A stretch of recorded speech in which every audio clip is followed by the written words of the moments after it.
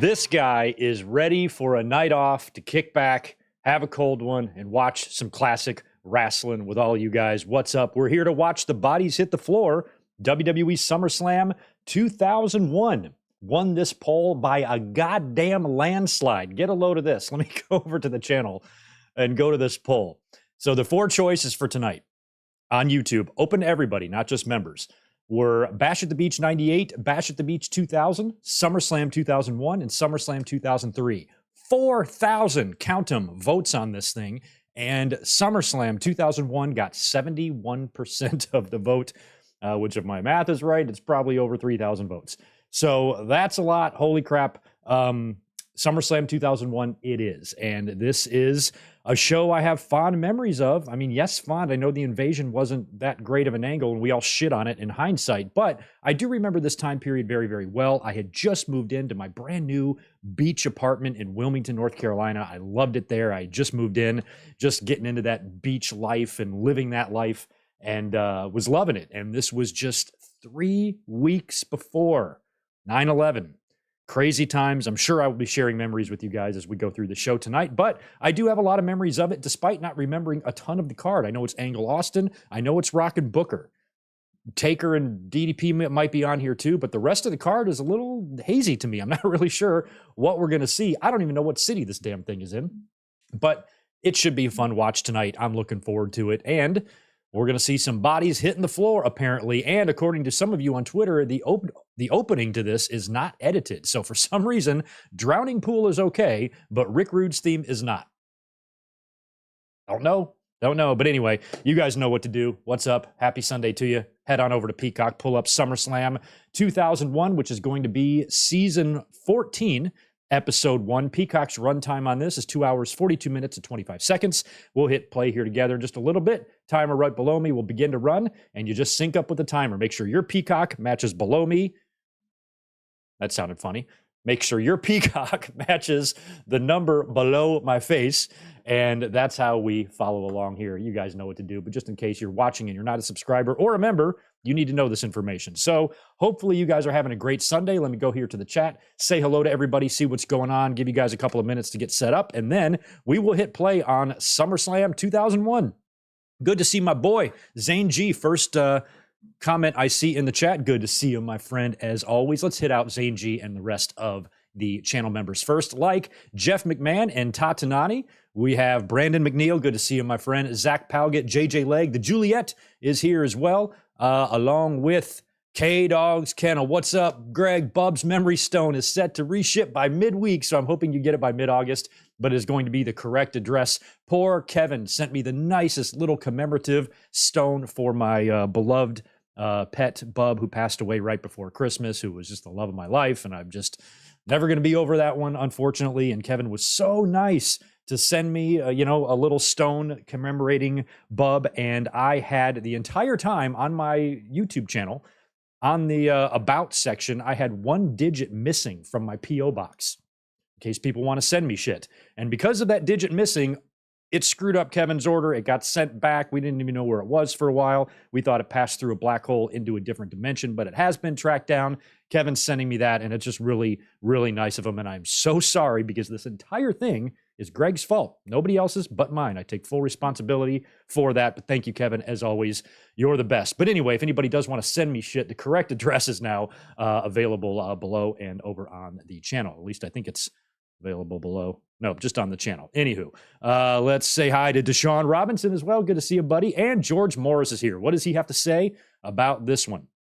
Thanks for the $5, my friend. Hey, Greg, how are you doing? And how is Tito? SummerSlam 2001, 0 out of 10. Bad memories. The summer of hell. Horrible times for me. How about you? Be safe. Well, as always, George, you know Tito is doing fantastic. His fat ass is sleeping right below my feet right now. And I loved this time in my life because I just made a big transition from a smaller town in North Carolina right down to the beach. Got a bartending job on a tiki bar right out on the water. I was ecstatic about this new chapter in my life. And I was only in my apartment for about 2 months by the time this show aired. So I was brand new in town, smelling the ocean air through the window as it blew through. It was just a wonderful time for me. Little did I know, 3 weeks later, our whole entire world would be turned upside down with 9/11. But during this time, even though the invasion angle we look back on it with not too fond memories, it was still a hot time. To me, it was still crazy to see WCW people, even though it wasn't their biggest stars, to see WCW wrestlers in WWE. That was still very surreal to me, even though the Invasion angle had a lot of problems with its booking. But in terms of how I felt at the time, I was pretty into it, man. I was just phasing out to my hotline days. I've talked about my hotline days a lot in the past. How I used to have a voicemail company where I would record basically a hotline. People could call in, listen to it, leave messages. I'd respond to them the next day. Did that for like 4 or 5 years. Don Tony actually got me started doing that stuff, and he's still on doing his shit right now as well to this day. But back in those days, I was just phasing that out, starting to get out of that and moving into other stuff. But I still remember a lot about it, man. And I'll be talking about my memories as we go through. But I'm sorry, George, that you did not enjoy the show. Maybe it'll be better when you watch it with all of us. Let me see. I got the Juliet. Wilbur Reed, good to see you, my friend. Appreciate the $2. What's up, Greg? Looking forward to this one. Yeah, we're going to be hitting play in just a second. I just want to run through the shout outs and get these super chats knocked out, and then we'll be hitting play. Let me say hello as well. I'm just trying to hit the channel members first, and then I'll backtrack. MJ Parker as well, and Zach Goller, my boy. Good to see you. Thanks for the $5. This show was one I would have loved to attended live. Best match with a DQ ending of all time. Yeah, you're probably referring to Austin and Angle. That was great. I was kind of hoping Angle would win the title here, but I understand why he didn't. They held it off until the next month, and I'll be joining Zach on his channel. What is it? Next, I think a week from tomorrow. And we're going to be reviewing, apparently, SummerSlam 1997. So I need to do a brush up on my memory on that show. But I'll be over with Zach reviewing that 1 week from tomorrow. And we will be up here tomorrow night, by the way, for a big post-Raw review podcast, catching up on Collision, catching up on Blood and Guts, Dynamite, Ricky Starks, CM Punk, everything going on in wrestling right now. We're going to try to catch up on that tomorrow night. So make sure you stay tuned. Angie Law, good to see you as well. Hassan, Mike Rouse, MH Nova. We got Gilbert. We got Ray Frand in the house as well. We got Matthias, Brandon Barnes. Good to see you. Ben Espinoza, Hassan, Mike Rouse.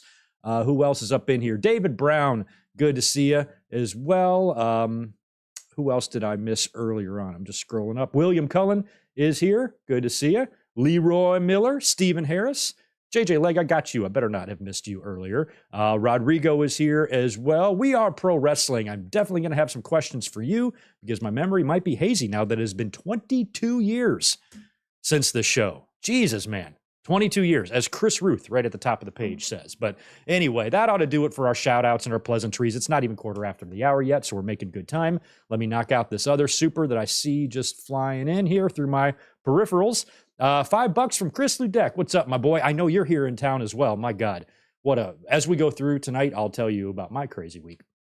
But thanks again, dude, for that super. I heard Solid Monster say that Angle wasn't supposed to win the title in September, but they made the change because 9/11. Is that possibly true? Yeah, I remember the same thing. I thought he was going to win it here.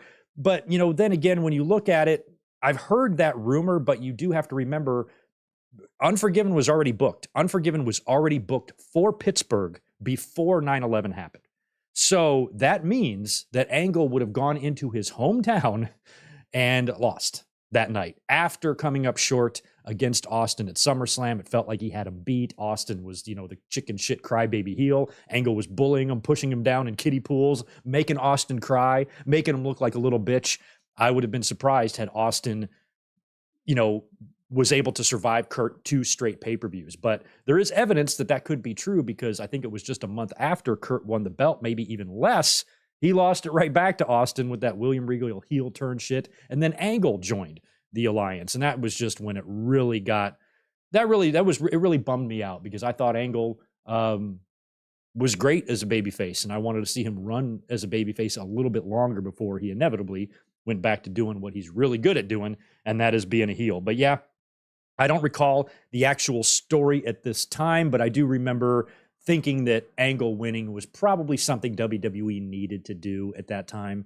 Just, he's the Olympian, he comes out decked in red, white, and blue, very patriotic theme music. He's a good guy now, and he's in his hometown.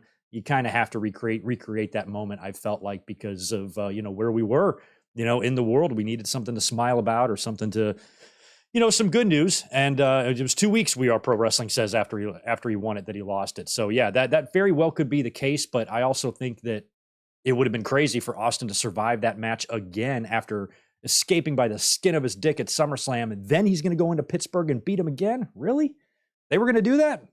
I guess they were, but I don't know. Crazy time indeed, but I'm ready to watch this Angle and Austin match. So let's get going here on SummerSlam 2001. I'm going to position my fingers here. Hopefully you guys are going to do the same thing. And we're going to hit play after a countdown from 3. I just have to get one mouse on the timer, one mouse on the play button, and I double fist this thing. Y'all ready to go? Countdown from 3. Here we go.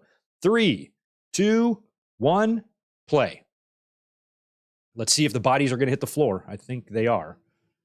Apparently, the bodies are not edited for whatever reason.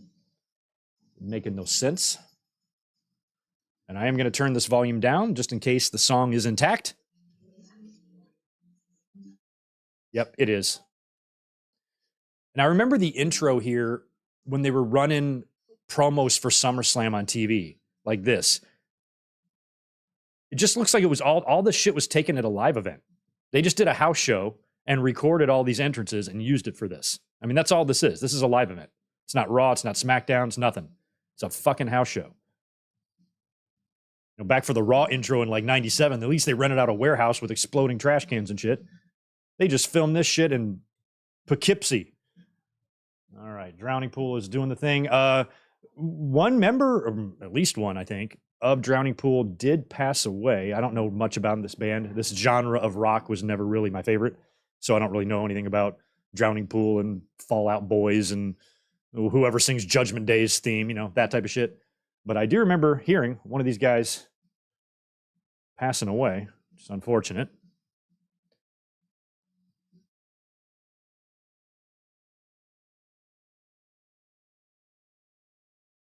Well, at least they got this guy. They filmed this hospital sequence here with the homeboy on the stretcher there. Or wheelchair, whatever it is.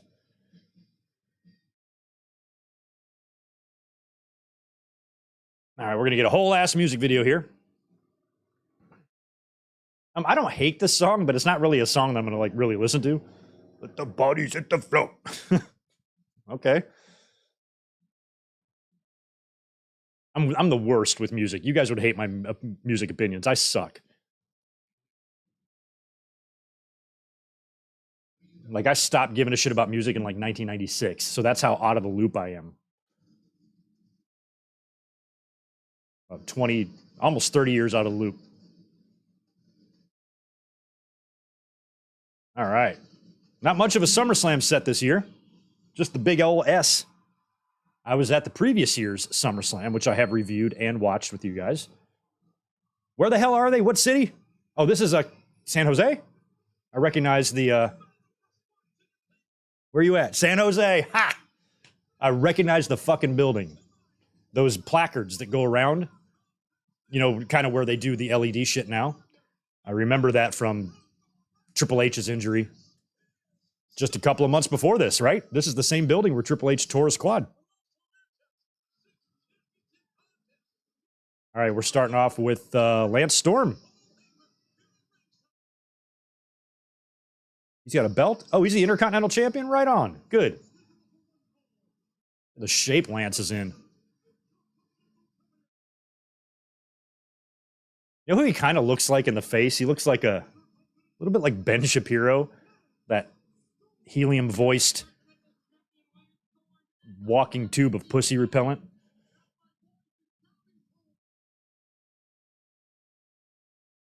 Yeah, Heyman. I love when Heyman tries to be cool. Remember at WrestleMania when he said big ups? Heyman, don't. Just don't. Don't say big ups to anybody. Yeah, no place for offbeat shenanigans. I don't like them. I don't know about you guys, but offbeat shenanigans can suck it.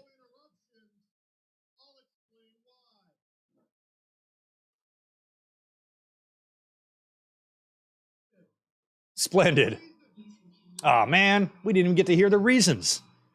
Because, like, Lance Storm, you know, his voice just brings you in. I could listen to that guy read the dictionary, man. He's just full brimming with charisma. 2001 Edge. Look at Christian. That's my bro. Christian in action last night. against CM Punk. I saw a little bit of that. Saw the Punk and Starks promo. We'll be getting into all that tomorrow night on the Potter, on the Podski. So is this one-on-one? Is this it feels like a triple threat would be happening here. I guess not. Looks like it's a one-on-one. All right, Edge and Lance Storm. I'll take it.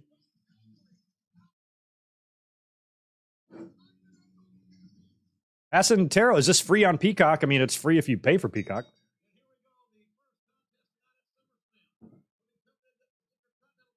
But I just figured most wrestling fans are probably Peacock subscribers. That's why we watch it on here.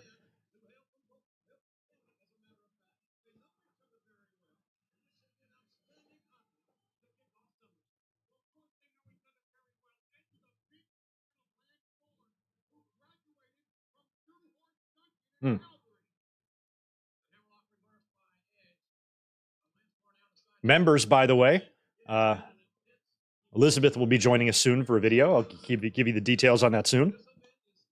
We are still in the middle of our, big flapjack, in the middle of our Saturday night's main event watch-alongs. We are 3 episodes deep. Going to watch number 4 this week. I just got to figure out when. Going to shoot for Tuesday, but I might have to switch that.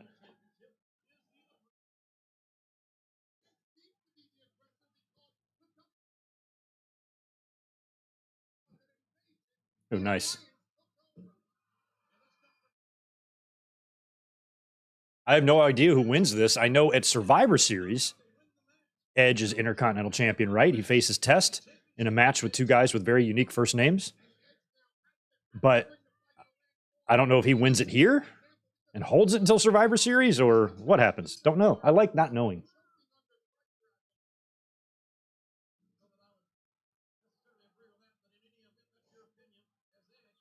Edge likes to go, he's a high cross. I thought he was going missile dropkick.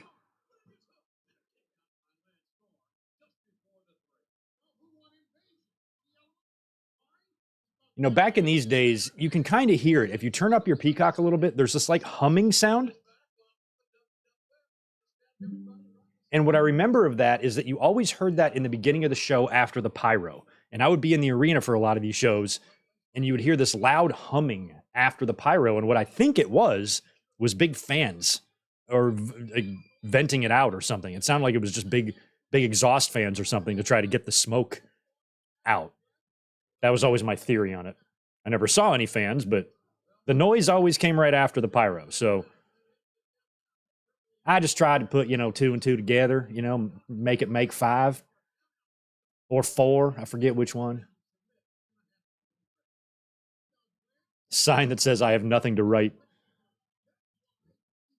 Jesse is new here. What's up, man? Oh, you've got WWE Network. That's right. I heard they have a new user interface on the WWE Network for people who use that, outside of the States here. Hopefully you were able to find SummerSlam just fine. So yeah, if you're watching on Peacock or WWE Network, I'm assuming your time codes will be the same on the network that they will be here. But you never know.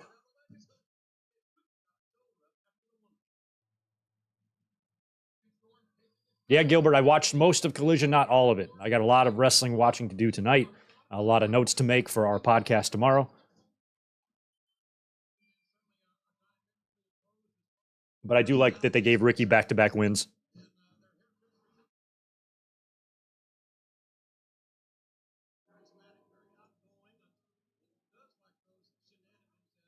He does like those offbeat shenanigans. Who wouldn't?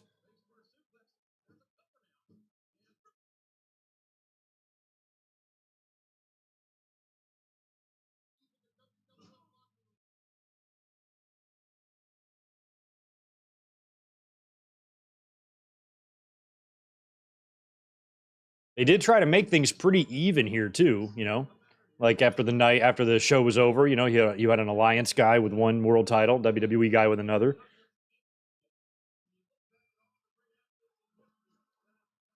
And I understand the reason too, because I'm pretty sure does Rock and Booker main events, right?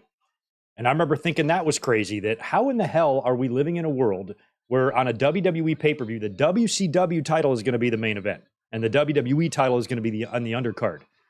That in a lot of ways gave it away, what they were going to do. Because I think if Angle was going to win the title, if Austin was going to lose the title, that should be the main event. And if you do 2 title changes, then you run the risk of one title overshadowing the other. So I guess WWE wanted The Rock to beat Booker T more than they wanted Austin to lose to Angle, because in that match it was two WWE people, and this gave WWE a reason and a way to beat a WCW guy. It was a lot of that had something to do with it, I'm sure. Those early days, Rock was brutal on the mic to Booker T, and it almost felt like it wasn't him talking, it was WWE talking. And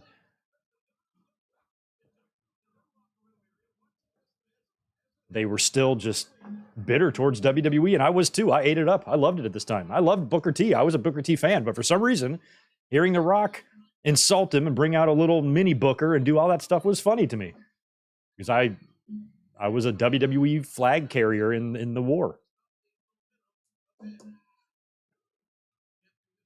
I wasn't nearly as tribal as fans are now. I wouldn't like bullshit myself, because fans will just bullshit themselves now. They will knowingly tell themselves lies just to stay on the right side of the fence they want to be on. I never did that. WCW did some great shit. I acknowledged it. I just couldn't stand Bischoff.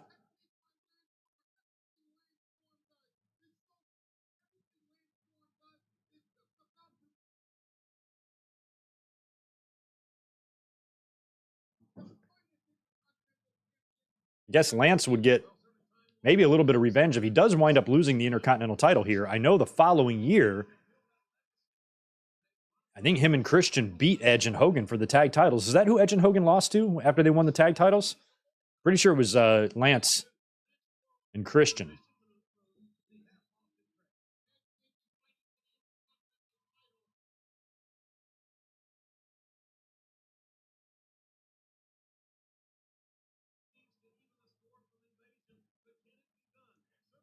Zach, greatest color commentator of all time. Bobby, by a mile. I mean, there's no better than Bobby.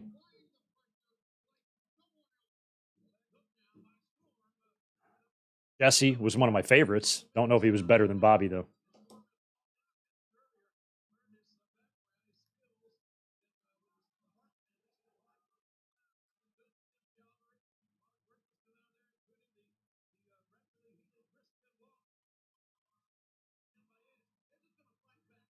Yeah, if Triple H was healthy,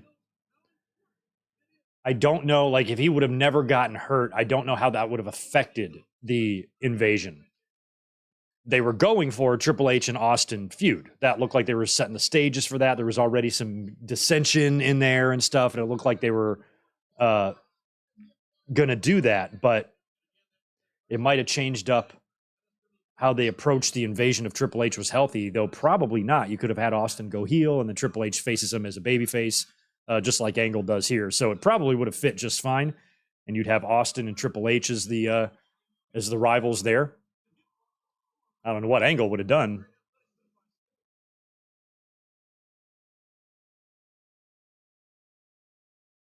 Oh, wow.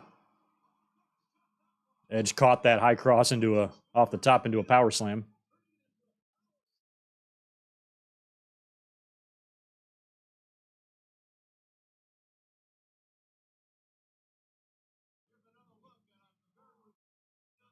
I feel like Edge has got to win the title here. This is the opening match. Wouldn't you want to like start the night off hot, do a nice title change, IC title switch at SummerSlam, no less, which used to happen all the time?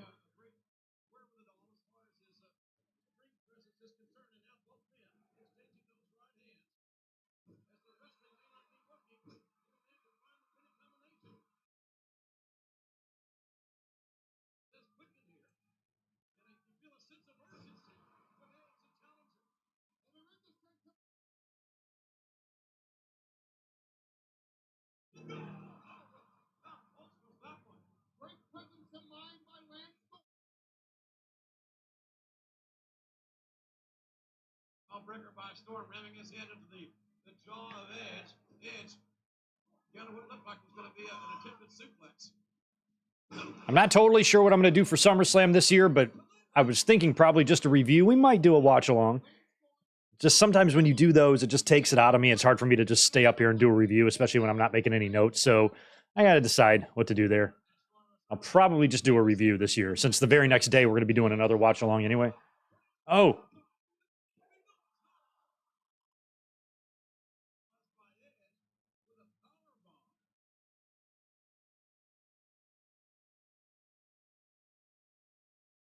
It says your mom weighs 316.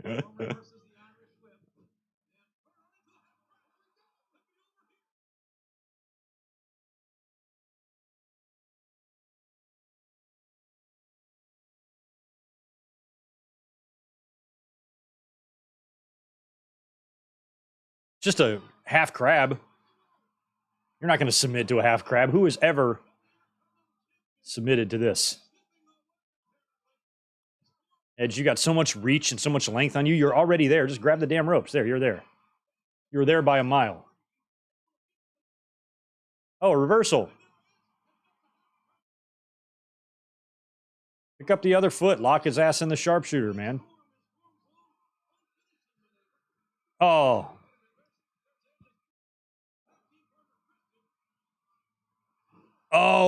Oh, shit. Christian just speared. Oh, and he took a super kick from Lance. Oh, no. This is not going to be the finish. Holy shit. Oh, Edge does kick out. I was about to say, I feel booking wise, they're not putting Storm over here, but they had me fooled there. The fact that Edge kicked out of that guarantees he's going to win this to me. Blocked.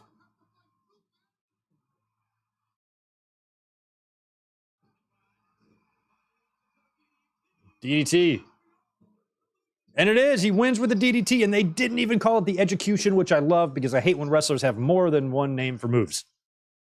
Or for their moves, or have more than one named move, I should say. Name your finisher. That's it. No more. Natural selection. Pele kick. Sling blade. Fuck off.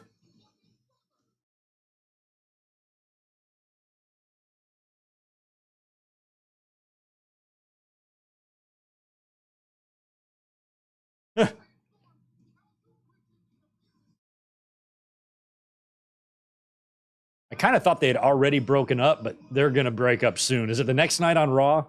I feel like it's coming. So Edge won the King of the Ring, right? And now he's the Intercontinental Champion.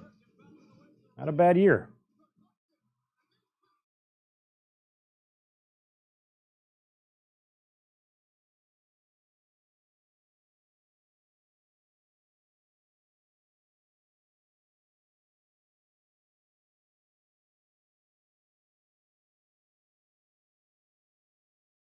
Nice to see the Intercontinental change hands at SummerSlam. It always is, especially when it involves two wrestlers that I like. That was not Brett and Perfect, but I had no problem with it. Congrats, Edge.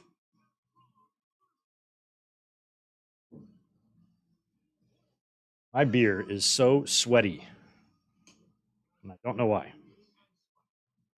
It was working out today. He went for a run. Test. Michael Cole, that hair, dude, I can't have you on my TV looking like that. He's frosted his tips, y'all. Yeah. Mm-hmm.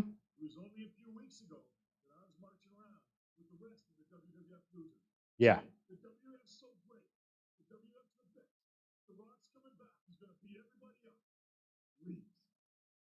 Mm-hmm. No lies spoken.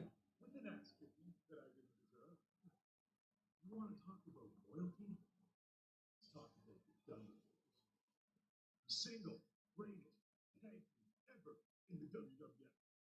They put their blood, they put their sweat, they put their tears Look at in the WWF. Bubba. And for what? To be overshadowed by a scrawny, scrap-looking little four-pound brother Spike and his little tramp girlfriend Molly?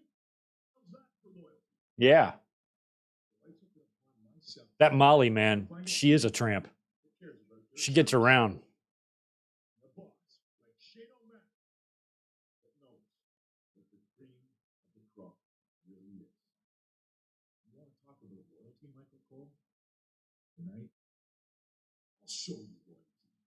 Okay, so is this a 6-man? Is that why these doofuses are together? Hey, Jericho. Who are you facing? Hi, Lillian.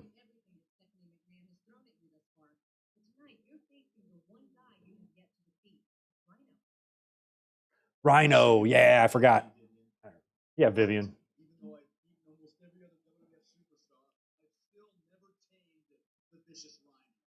But you know how the old saying goes, there's a first time for everything. And you always remember your first time. I mean, take Stephanie Van Helmsley, for instance. Oh, my God. She remembers her first time. I'm sure it was quite a memorable experience for Stephanie and the captain of the football team, and the basketball, and the swimming team, and the volleyball team, and the He should have mentioned Macho Man. Hey, Olaf got some? Olaf, the foreign exchange student, got him some of Stephanie. Good for you, Olaf. I mean, we are, after all, in the middle of the Silicon Valley. She has a home field advantage. In front of every single Jericho-holic watching, I'm going to do something for Rhino that Stephanie has absolutely no concept of. I'm going to leave him right. That's one thing about Stephanie's procedure is that it was so in your face, like right away. It was like all of a sudden, it's like, oh, hello. Hi, guys. I'm Greg. Nice to meet you. And they were in our faces for how many years? 4, 5, 6, 7 years? Like, boom. Look at Molly running around using Spike. I'm just kidding. Molly's the best. We are big Molly Holly fans on this channel. Sweeter person does not exist.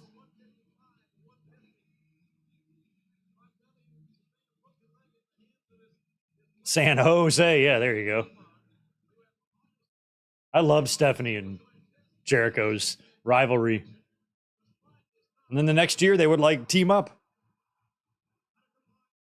Okay, so this is Spikey and Appa against the Dudleys and Quiz. Okay.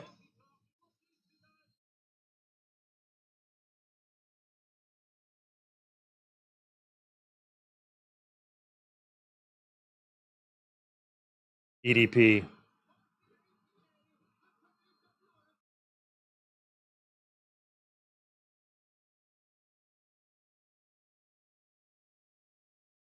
Oh, Canyon and DDP won the tags that fast? Right after DDP had come in and stalked Sarah and all that? They won the titles that quick?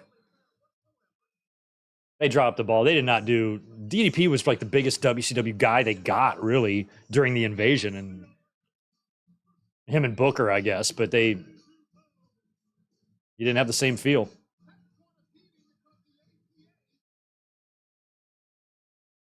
I always really did like Test, honestly. Like his look.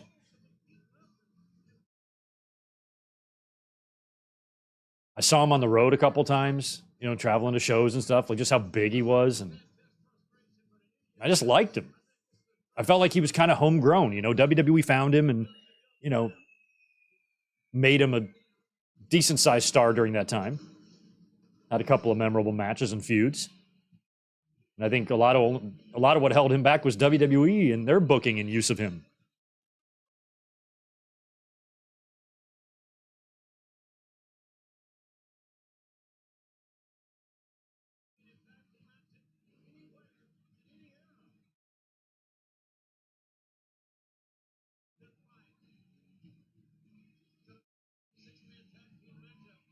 Yeah, it really is an interesting one. Dudley's and APA, they've been going at it for about 2 years at this point. I was at Unforgiven in '99, one of Dudley's first matches ever in WWE, and they wrestled APA. And that back in those days, it was more of their initiation. Now they're more on an even field, in terms of spots on the roster. Dudley's have nothing to prove anymore, so this match is just a whole different feel than it would have had 2 years ago. Bubba's not stuttering anymore. There's Nick Patrick. Ugh.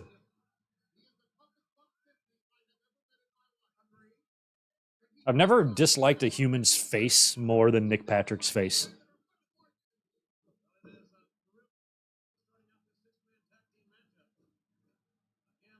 Like just looking at it makes me feel like I've eaten warm cottage cheese.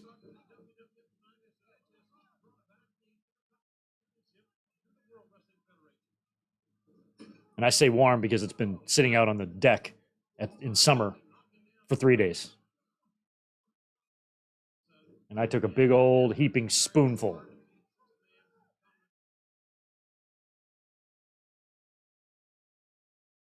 So yeah, Dudley's and Tess do not have any backup on the outside. The baby faces have Molly.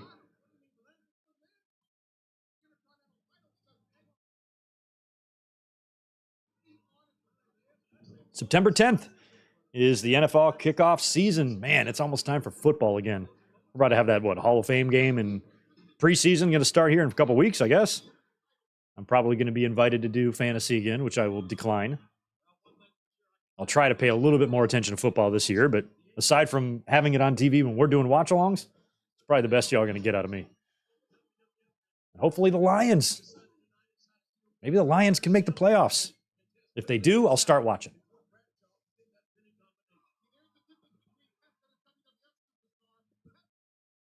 If Lions go to the Super Bowl, we'll do a live reaction of the Super Bowl right here on YouTube.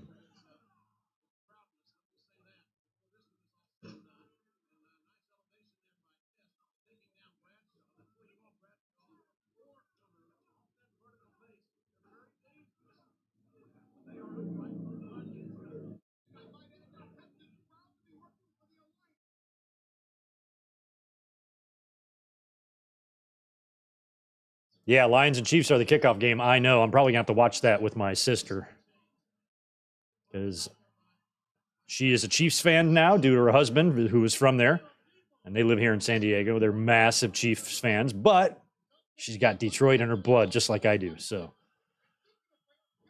Family Feud is upon us at the Mulligans.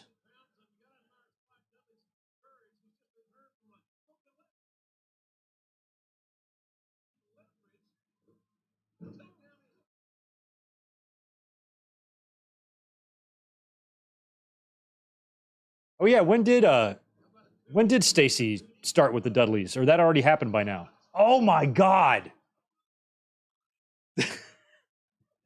That was one of the sickest. I don't know if that was a hot shot or just a slingshot or what he tried to do to Spike, but Spike literally bounced off those ropes. Yeah, I've always said, Juliet, that my favorite rendition of Stacy was when she was with the Dudleys. There was just something about that outfit and the shorts and the glasses. She was so stupidly hot that I loved it.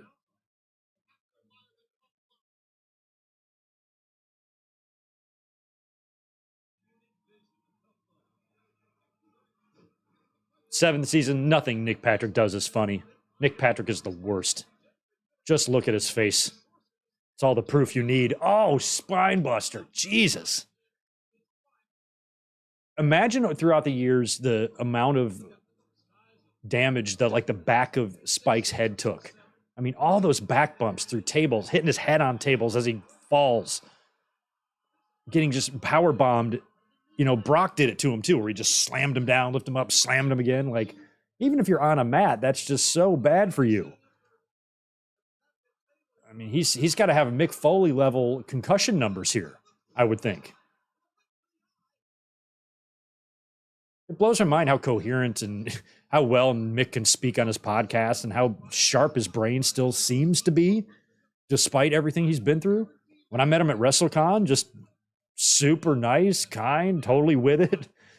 Does not seem like he's struggling mentally at all. Physically, he's struggling a lot, but you know, mentally, I feel like he's as sharp as he ever was, and I don't understand how that's possible. Oh, another flapjack. This is your own little cousin or brother.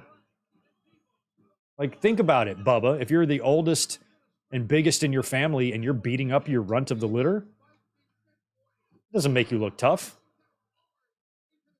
Be like me beating up my little sister, which I used to do. I used to put her in the sharpshooter all the time. And she tapped out. You know, because who wouldn't?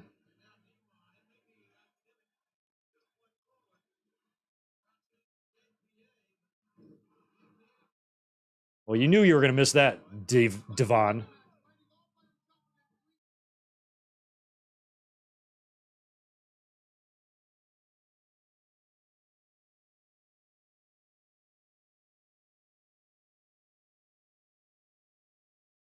Oh, it's a big boy fight. Bradshaw and Test. I like Test better.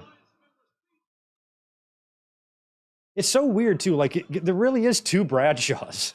Like this human that's in the ring doing all this shit. This does not appear to be at all anything like the JBL from 3 years after this in 2004. Like the JBL with the cowboy hat seems smaller, doesn't he? Doesn't he seem shorter? When Bradshaw started that gimmick, I feel like he stopped working out. I hear he still had the shoulders and you know and the mass to him, and a lot of that kind of went away with that gimmick.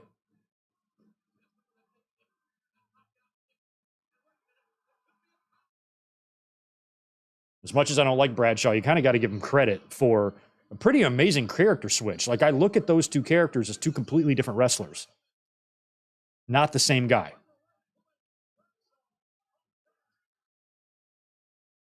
Oh, damn. Oh, it's clothesline from hell. Boom. Ball game. Nope, maybe not. He's hesitating. All right, heels might win this one. Yep. Is that Shano? I was about to say heels are going to win this. If Bradshaw didn't win with that clothesline from hell, then heels have got this. That's it. 1, 2, 3. Oh, there you are, Nick. Glad to see Nick Patrick learn how to count. In WCW, he'd lay on the mat and go. Here, at least he's doing his thing.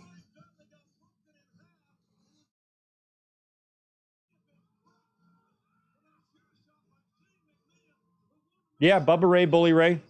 So similar transformation. Bradshaw's just seemed really extreme. Like they're two completely different types of characters.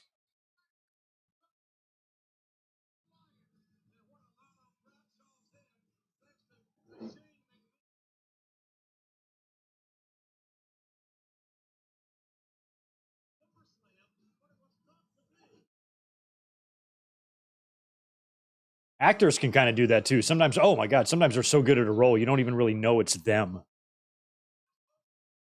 There's a funny movie from 1991, My Blue Heaven. It's set right here in San Diego, starring Steve Martin and Rick Moranis. And Steve Martin is so good in this character, which is kind of like a play on Goodfellas, sort of, or a parody. I don't think of it as a Steve Martin film because I don't look at that character that he plays as Steve Martin. I don't know how to explain that. Or a lot of other movies, you know, Planes, Trains, and Automobiles, and Parenthood, and The Jerk. And I see those movies as Steve Martin, but I don't see him as Steve Martin there. I don't know if that makes any sense, but it's kind of the same idea.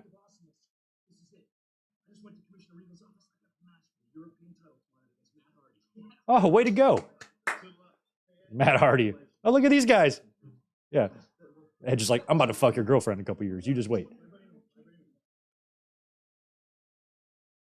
Hey, Grandma. It's Grandma Rizzo, or what's Christian's last name? It's Grandma. Grandma Edna. Hi, Grams. Oh.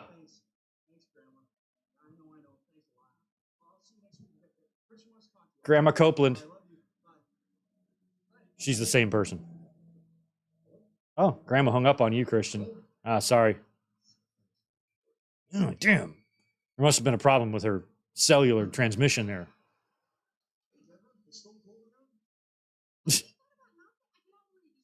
Hey, is he meat yet? Or has meat already happened? Meat's already happened, right?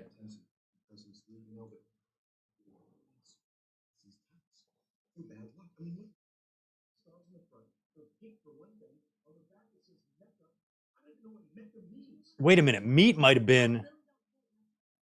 I don't really care what Mecca means. Your dad might have been WWE champion for like a day and a half, but he was meat. He got released, right? He went to WCW and then got brought back in the buyout, right? There's a weird story involved in there somewhere. I remember when he got released. Let me hear what Deborah says first.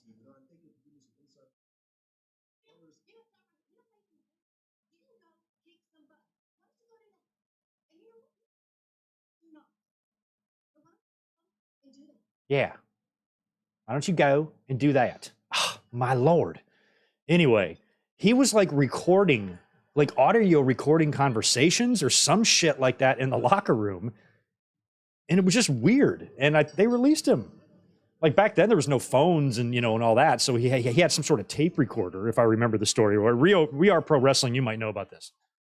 But he got let go, went to WCW. And then when they were bought out, they brought him back. So I guess he had already been meat by this point, if my memory serves. And here comes Tajiri, who I love.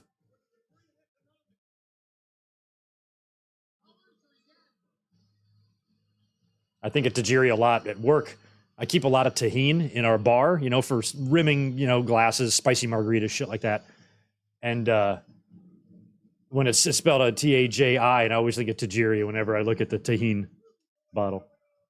Is this really music? Or is this like, what, Cousin Cracker or whatever, dubbed over? Is he X Factor yet? I mean, hell, on paper, look at this. What is this, a cruiserweight match, championship match? X-Pac and Tajiri? Yes, please.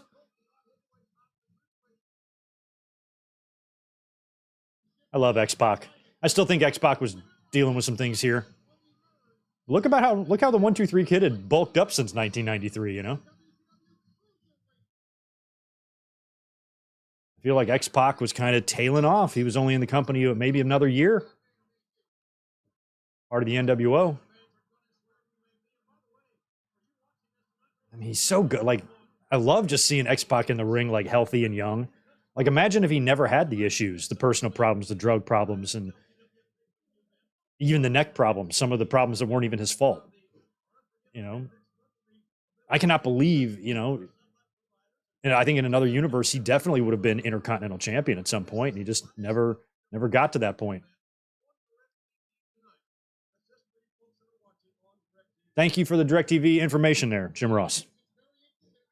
Appreciate that.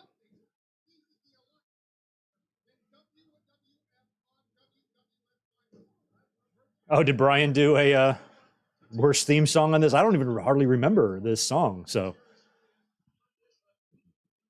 Brian does the Lord's work, man. I'll tell you, go sifting through shit that's purposely bad. I've always respected him for that. Brian's a good friend of the channel. Because especially to something like that, having to listen to all these songs and dissect them and have to do that voluntarily. I'm glad he has a successful channel. You need to get paid to suffer through shit like that,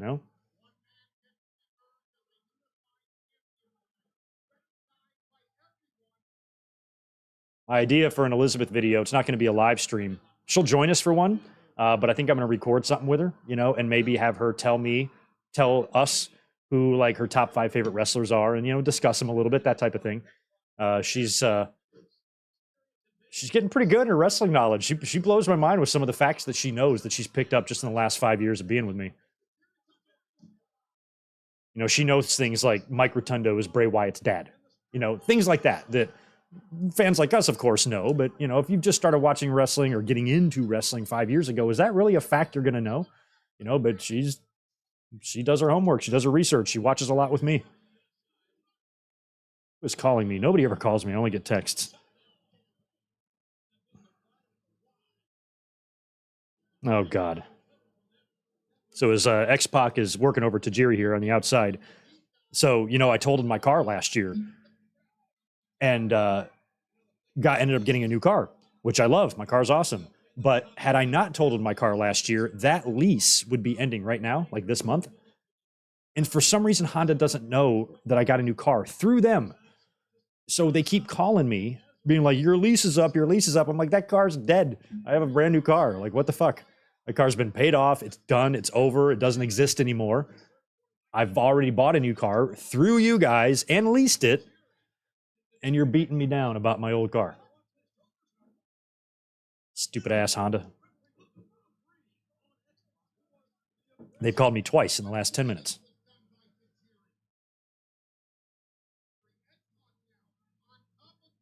X-Pac heat or Dom heat? Oh, Dom heat. You want Dom heat. I never really even understood X-Pac heat because there was only a short amount of time there where I think X-Pac did kind of have heat with the audience, but it was only because of his problems. His heat wasn't really because, and maybe his attitude and things that you heard about or read about. But in terms of how he was pushed and used on TV, there would be no reason for fans to hate him because it's not like he was pushed and given opportunities or given too many opportunities that the fans can get pissed about. It wasn't really about that. It was just about he was kind of unlikable for a short time there, but even his heat, I don't even think was that bad. I think JBL had way worse go away heat than X-Pac ever did. Oh, 3-0, baby, and that was completely by accident. Oh, nice. God. That is so gnarly.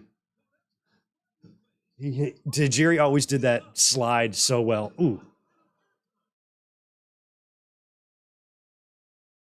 Look at that.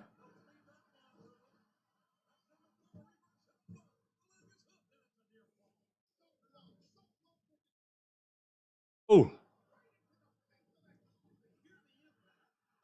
Oh my God.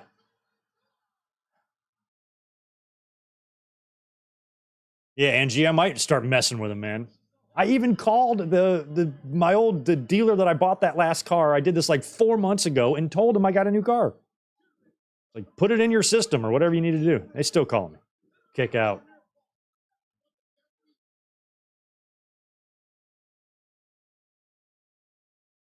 Wait, which guy's a champ here? Xbox a champ. I don't know who wins this one. I watched this on pay-per-view. What was sad about this? Oh. Oh.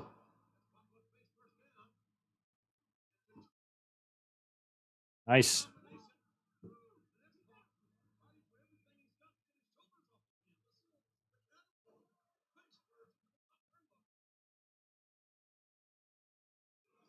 Oh, kicked out of the German. Yeah, I was going to say what was sad about this pay-per-view is I had just moved, left the town I was living in. So up until this point, every pay-per-view that I had watched was in my apartment with a handful of friends. And I watched this one alone, I think. Pretty sure I did. Oh.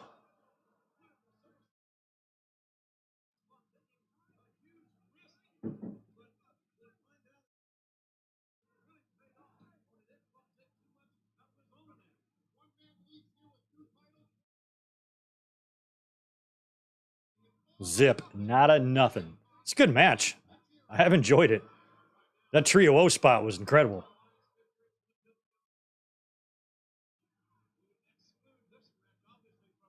I was about to say X-Pac's not going to fall for the handspring. X Factor does not cover.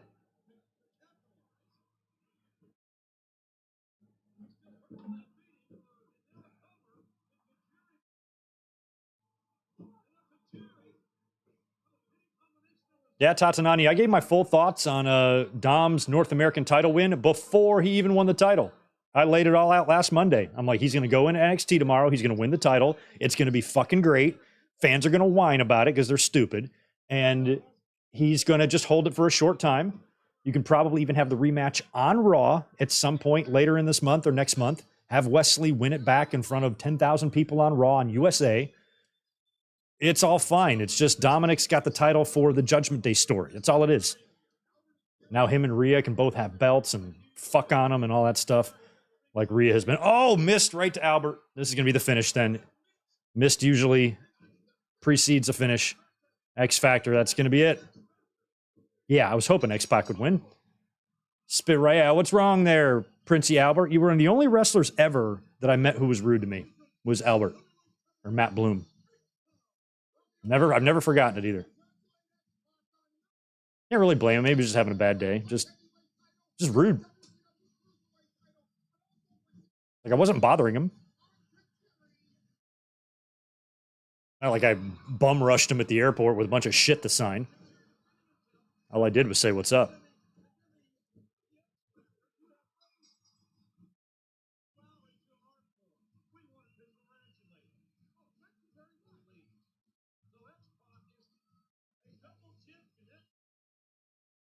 Oh, yeah. I kind of forgot. Champion Dublé.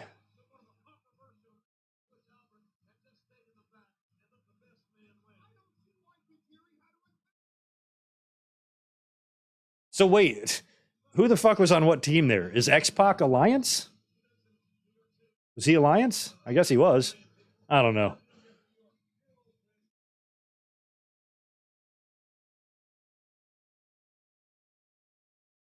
Thank you for the fact, Tatanani. 2006, this day in history. Booker T defeated Mysterio to win the World Heavyweight title at the Great American Bash. Awesome. Saturn's doing this? He's been searching for Moppy.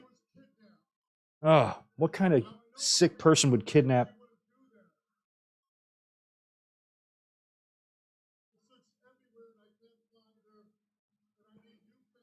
Moppy?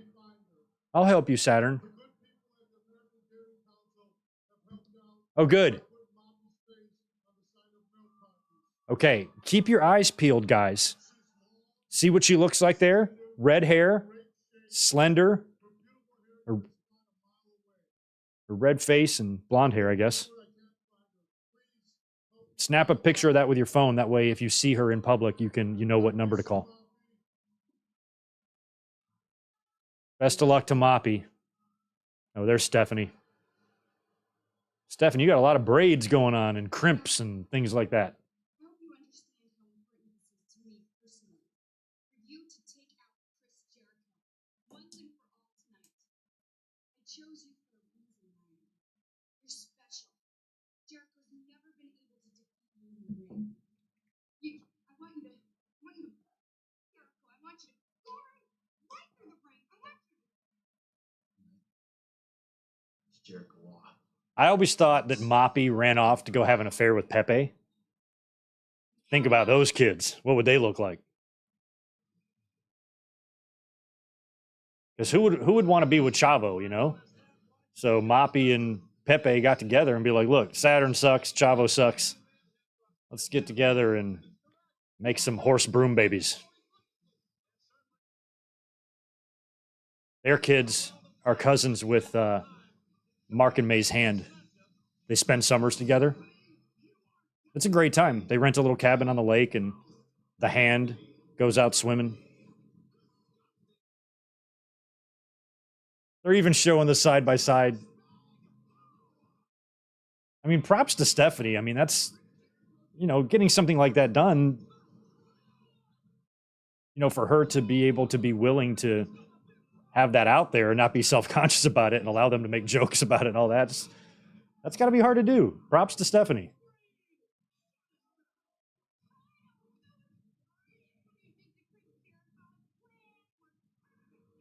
That was a good spot, though. The spear through the stage.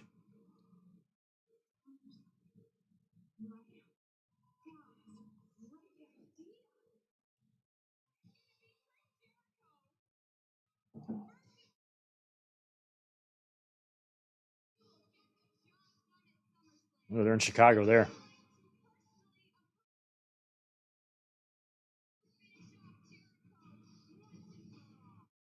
Hmm.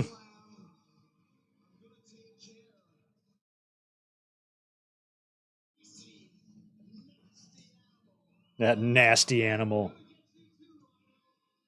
And I'm going to get you too, Rhino.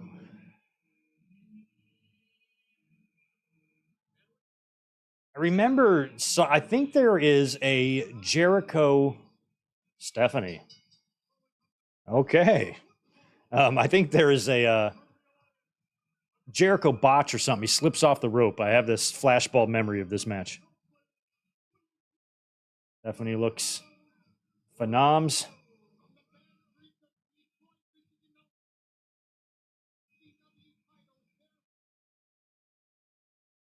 Mm.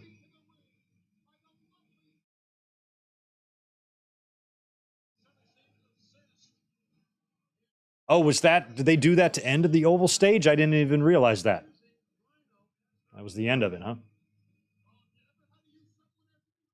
I remember when they got the new Raw set, they allowed the Big Show and Austin to destroy it. Remember they cut it up with some big ass knife or something,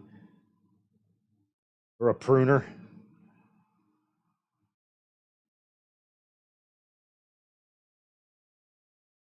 Yeah, Steph and myself were only 24 at this time. Like I think I'm the same age with a whole bunch of people. Stephanie, Brock, John Cena, AJ Styles, Tom Brady. We're all within like a year of each other.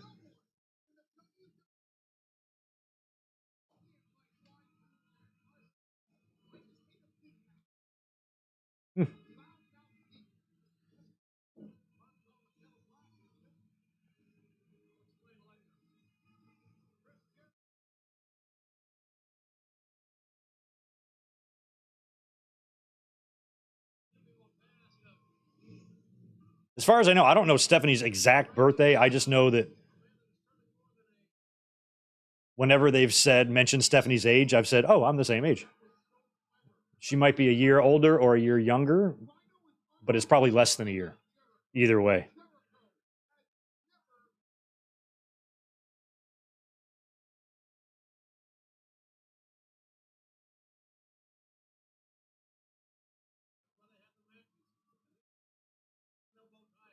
Collar and elbow.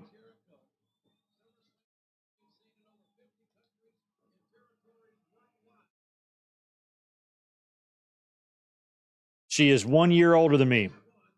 She was born in 76. I was born in 77.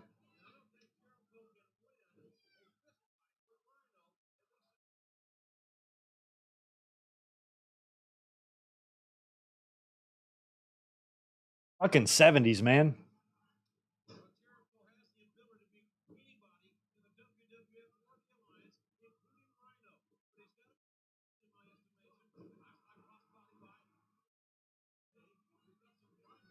I mean, I'm living in my 6th decade. Isn't that weird, even though I'm in my 40s? I don't like the way that sounds.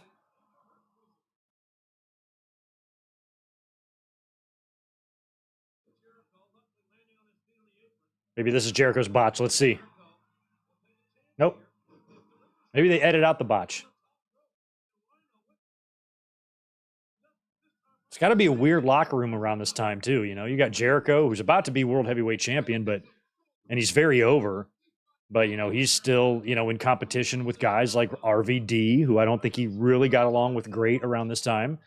And you can see why. They're very, you know, they're Brett and Sean. They're basically contending for the same spot. And, you know, I put myself in either one of their shoes.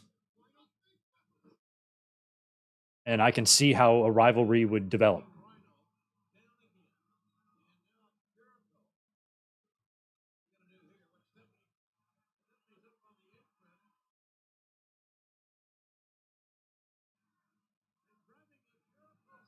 I think RVD had a bit more, even though Jericho was awesome, I think RVD had a little more athletic ability.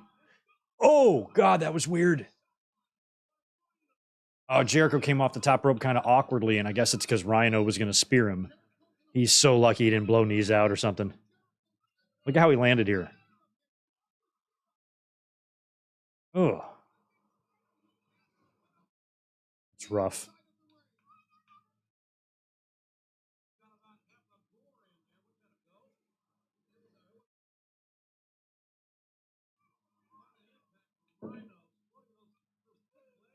All right, they're both resting. Go back to the chat.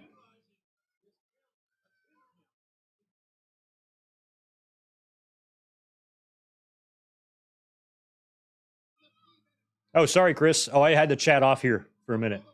I wasn't looking. I was looking up Stephanie McMahon's birthday, and I still have the page pulled up.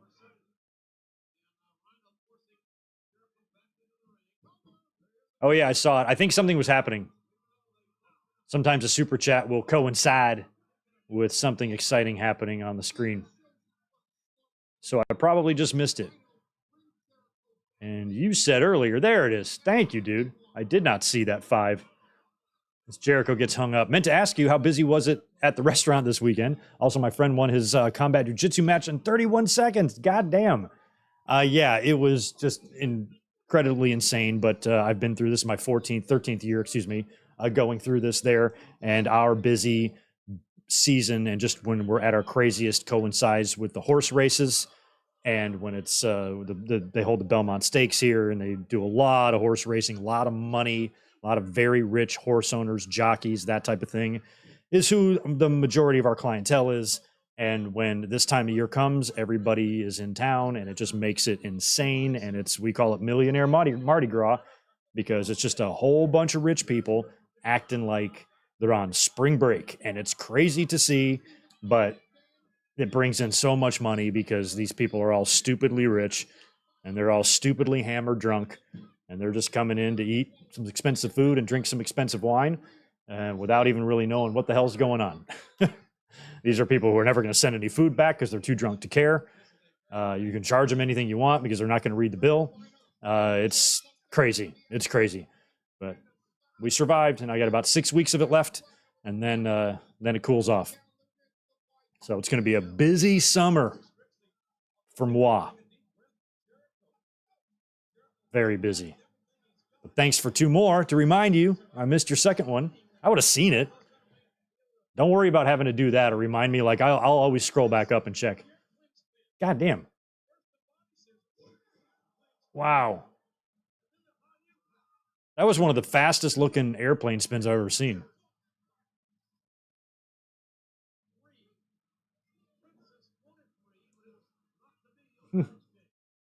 The princess wanted 3. Of course she did.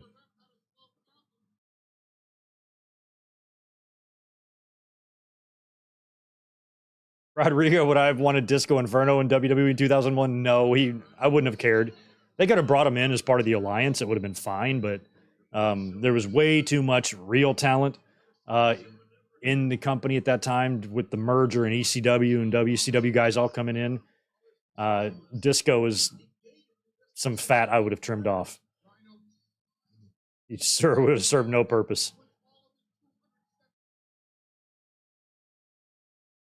I was into the idea of him, though, coming in as the Honky Tonk Man's protege in '97, back when WWE had a much, thinner talent roster and WCW was beating their asses, and I felt they needed anything they could get. And making a honky protege out of him, I think would have been fun. But here in 2001, not talented enough in my mind.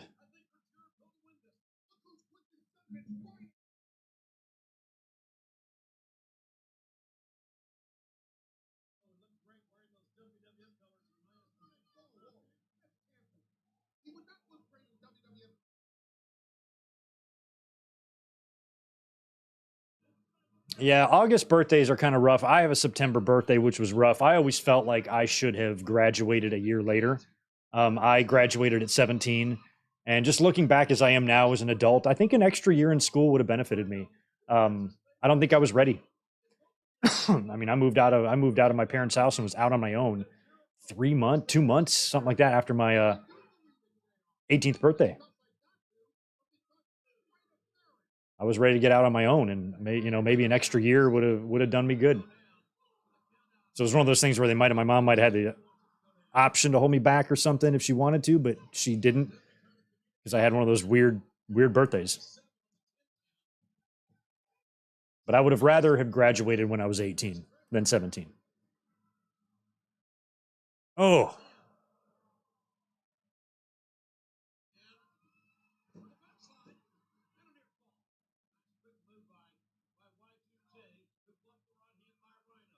Or maybe I should have just started kindergarten a year later. That's what they should have done.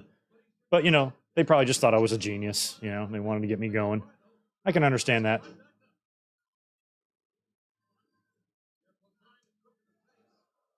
You look at a little 5-year-old Greg and you're like, this kid's a goddamn genius. Put him in school. Oh, wow. Wow. Excellent recovery. Damn.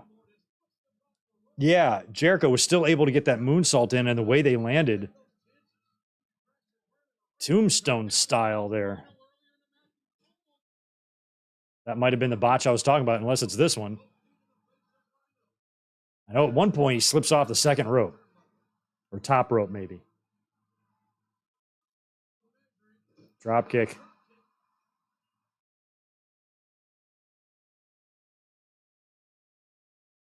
Stephanie is in the ring, literally. Look at that sign that says Steph McJugs. Imagine carrying a sign that says that now to a show. Is Jericho going to sexually assault her? Looks like he is. Yes, he is. Nothing like a little forced sexual assault on pay-per-view in front of 7 cameras and 1 million people on pay-per-view. Oh, Jericho's going for the lion salt again. Missed.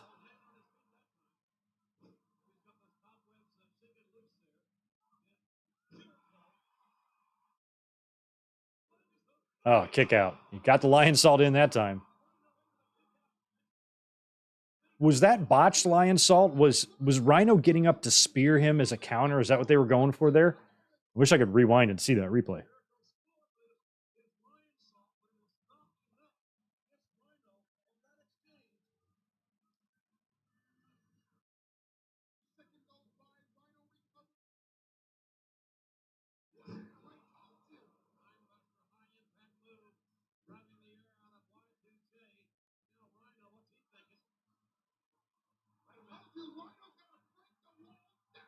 Break the walls down.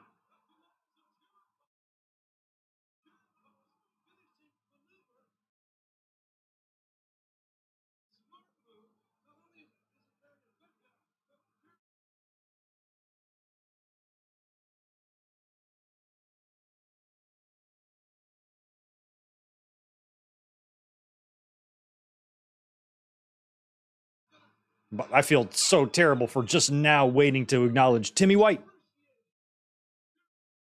Feel ashamed of myself. Jericho makes the ropes. Enzuigiri to Rhino's face. You don't see many Enzuigiris to the face.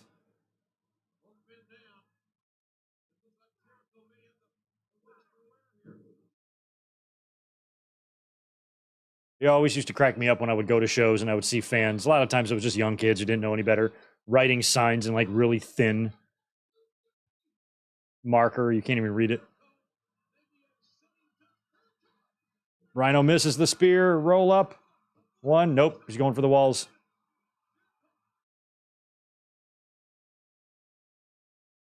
Damn, Rhino really going to tap here? I can't see it. Oh, he's leaning in. I think he's got a tap. Yep. Wow, leaned in hard too. That was a good looking lion tamer there.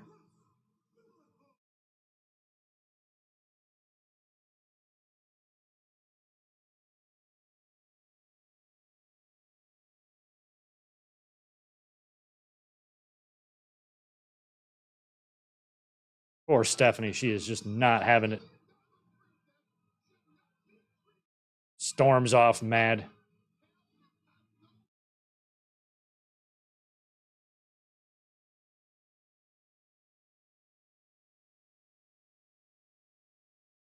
Damn, Jesse, 218. Good night to you. It is 618 for me. So yeah, you are way ahead.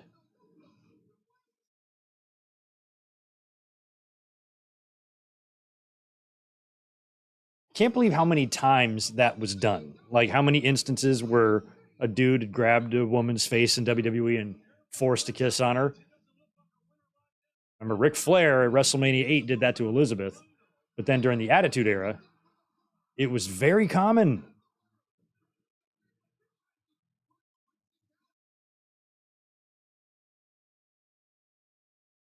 Like you do that to anybody now, the police will be called. You might get your ass kicked by a bystander who just happens to be a Navy SEAL or something.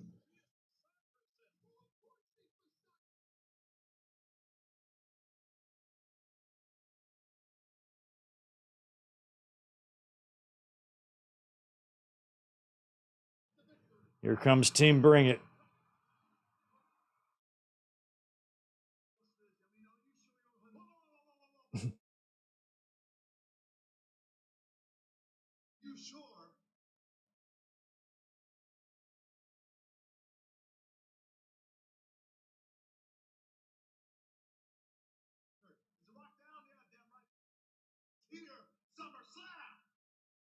So Booker got him on Thursday. The Rock is here. Don't worry about it, Regal. Grab a beer out of the fridge here as Rock talks.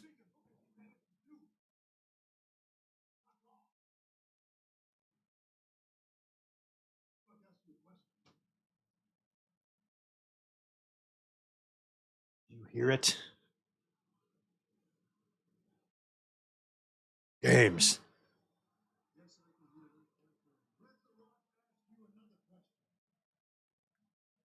She's going to get milked the next night. Oh, yeah. I have nipples, Greg. Can you milk me? All right. Do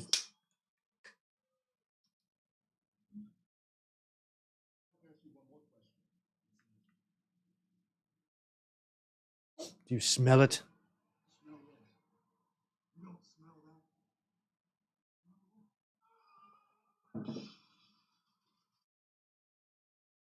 What is Meat doing? He just ran in there and ran into the wall?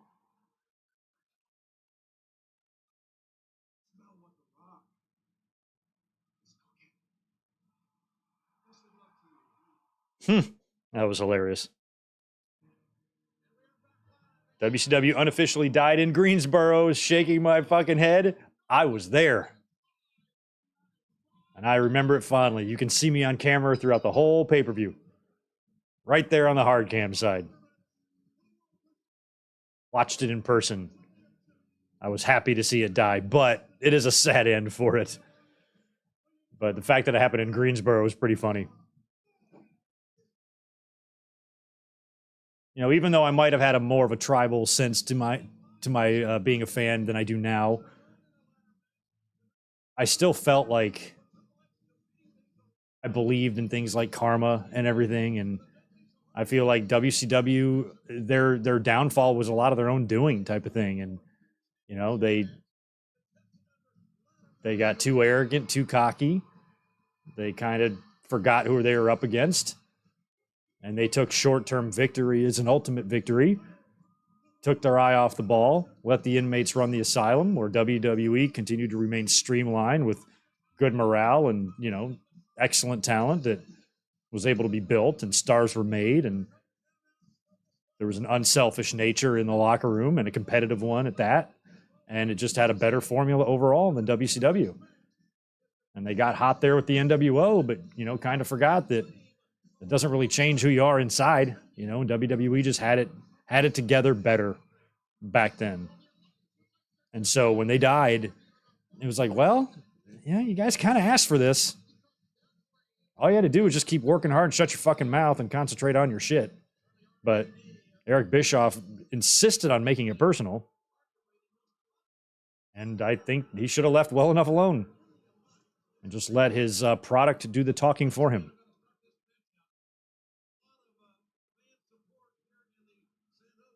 So it's kind of funny now when you hear him pass so much judgment off on Tony Khan. I'm like, bitch, he's handling himself better than you did.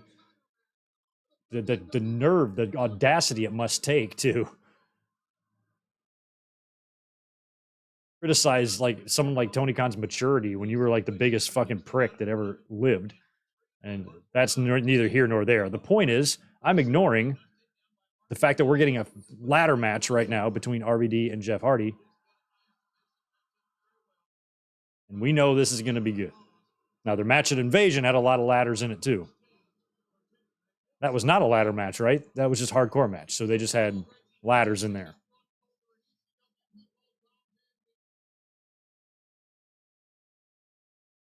I'll never forget seeing Rob Van Dam on Raw facing Jeff Hardy back in like 97. How crazy that was. Now they're wrestling on back-to-back pay-per-views.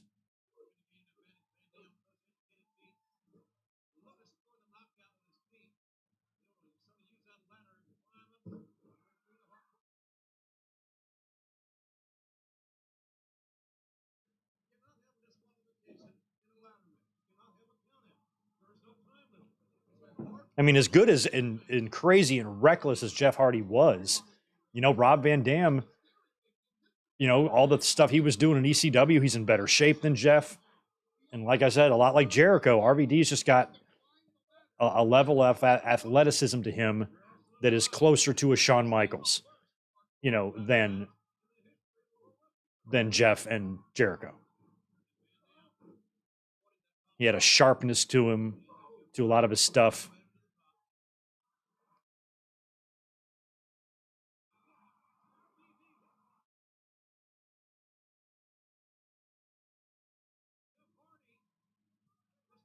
Wow, I didn't. Oof! I was like, is that going to be moonsault?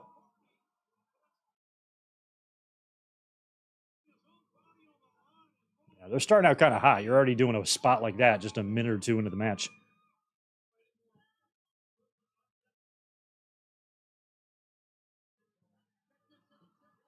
What's the next Dark Side of the Ring? By the way, do we know?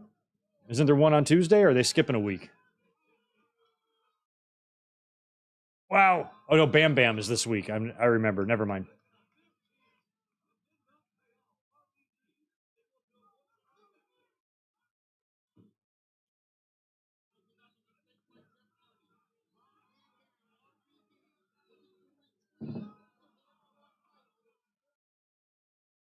Yeah, there's Vladimir.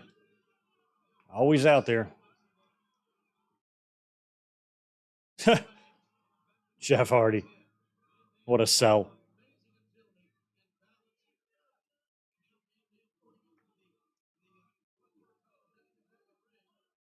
Yeah, I forgot about Bam Bam. I've seen the trailer for it. It'll be pretty sad.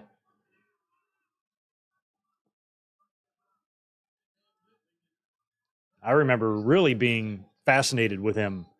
Oh, wow. Oh, Hardy, he did do his run. I was wondering if he was going to do his tightrope thing. But when Bam Bam came in like 87 and they did that whole battle for Bam Bam thing with all of the managers, I was really invested in that as a kid.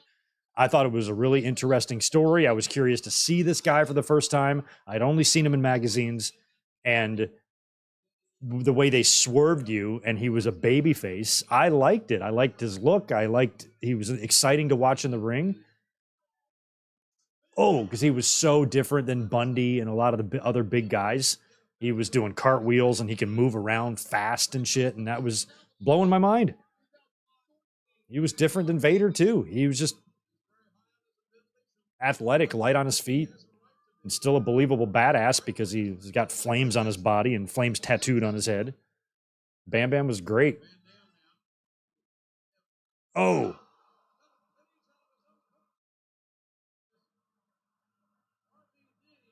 I know in like 87 he worked, some loops with Honky for the IC title, and I would have loved at that time to see Bam Bam win the Intercontinental title. I thought that would have been cool. But he didn't last long in his first run. Oh.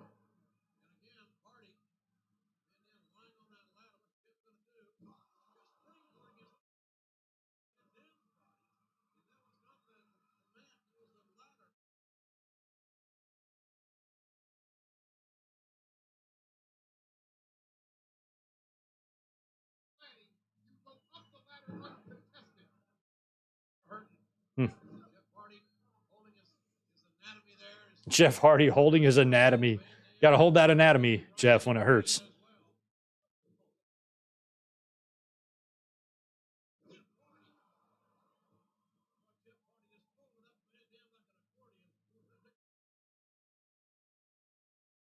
When did Jeff win? So Jeff came into this match, right, as hardcore champion. But didn't he lose to RVD at Invasion too? Wasn't that for the hardcore title? So did he win it back after Invasion and he's going to lose it back to him here? Is that what happened?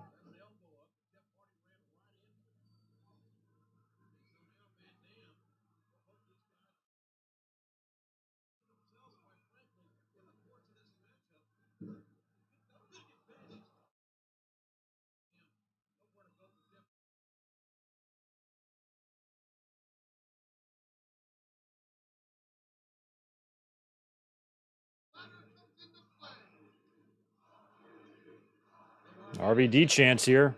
Pro Alliance San Jose, I guess.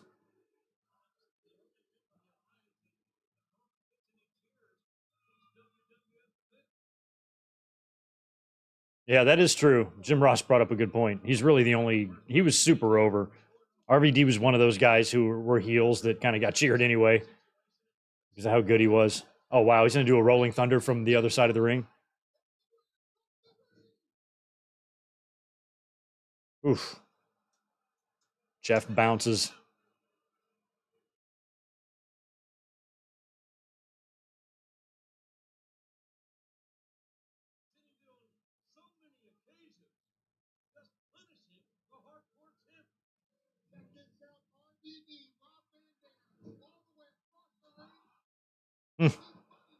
Jeff sells all that stuff so well, too.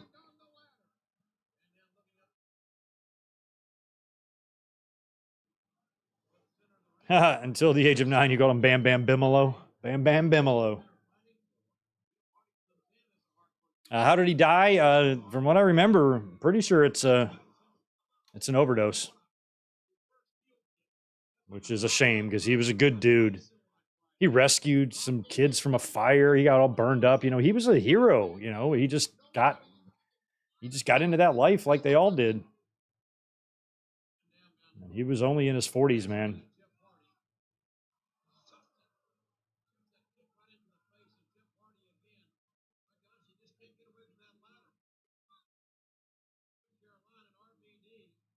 Ooh, I didn't even know what he was going to go for there.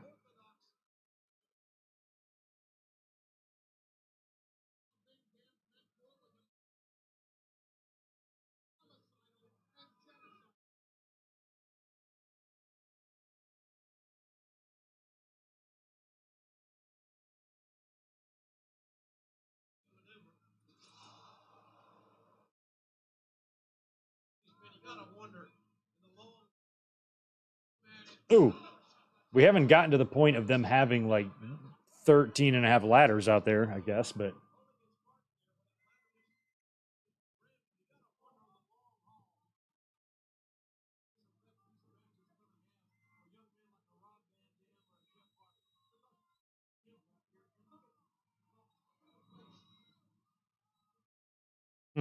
that Hitachi sign up in the crowd. I was watching this pay-per-view on a 50-inch Hitachi TV on like rollers. Thing weighed 6 tons.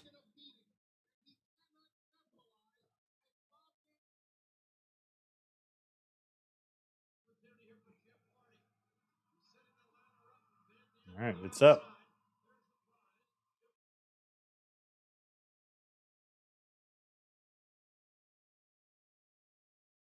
Oh, RVD going up.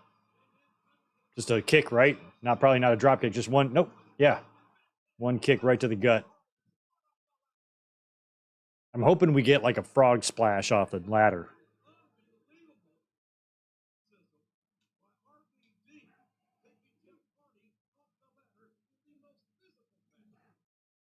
Yeah, a lot of times that's all it takes, Michael. It's that way in regular life too. Sometimes it just takes an injury or something for you to get hooked, especially with athletes. To get hooked on things like pain medication and stuff, and that's what happened to Bam Bam.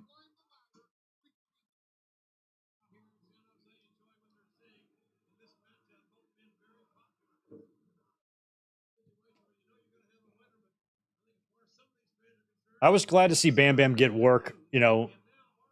There all the way up until the end of WCW. Ooh, flip. Oof. It was after WWE. He didn't get along with the Click, so he left there and went to ECW. Had a little run there, got some paydays, and then went and signed with WCW. Was able to work with Goldberg and reunited with the Click that he doesn't like, and shit like that. But he probably got paid pretty well, so I'm glad he deserved it. I'm glad he was able to at least get some money.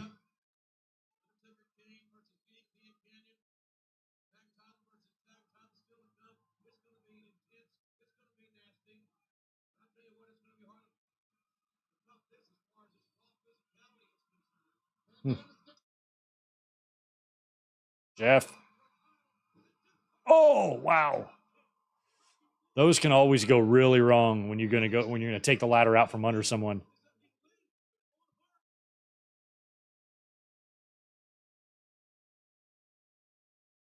And Rob landed right on him. Oof. Oof.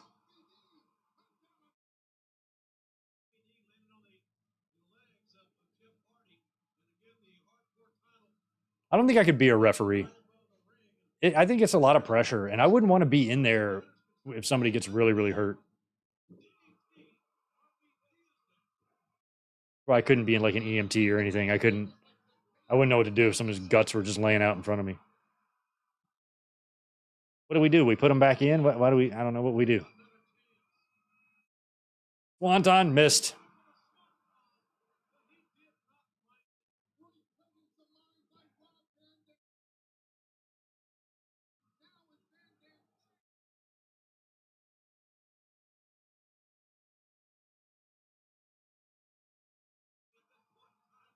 Big froggy coming. Missed. Not today, Junior.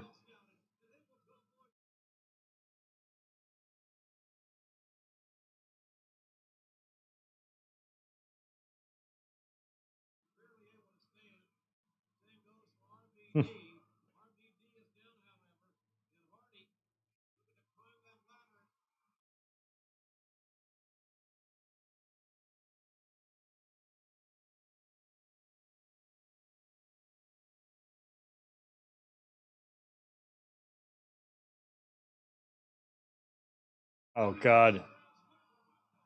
Just going to be a suplex. Oh, God. Awfully close to the ropes.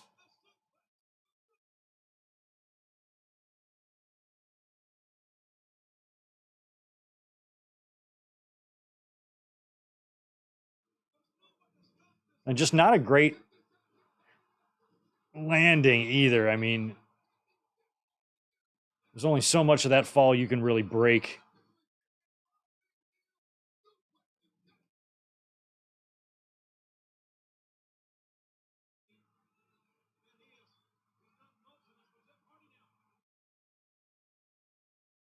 Van Dam trying to jump for it. Smart.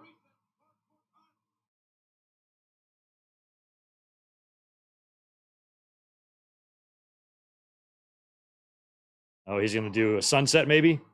They're going to go for something. Ooh, yeah, he's going to sunset him. Sunset power bomb. Oh, God.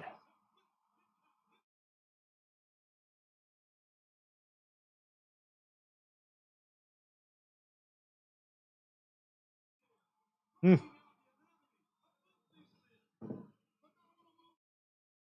Damn. Ouch. Rob's flexibility, too, makes his selling look good because his limbs can go in a lot of different directions. He's got the ability to do that. So a lot of times when he sells a power bomb or some sort of move, he can really look like he's getting folded up pretty well.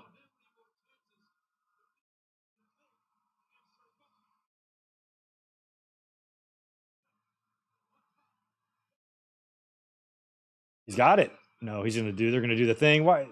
You kind of telegraphed that. Jeff grabbed a hold of that before Rob even pulled the ladder away.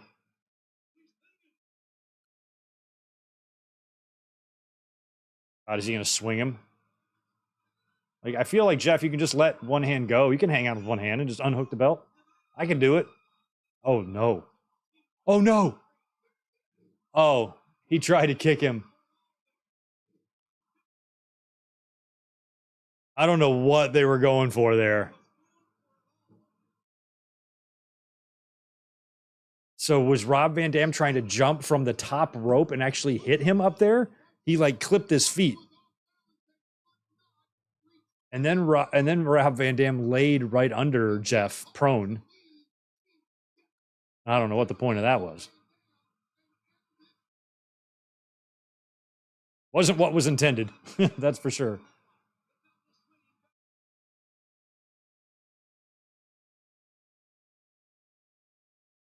Damn. This is ugly. I kind of feel like their Judgment Day, their Invasion match was better. He going for it. Is he going to retrieve it? Nope. Hardy's up.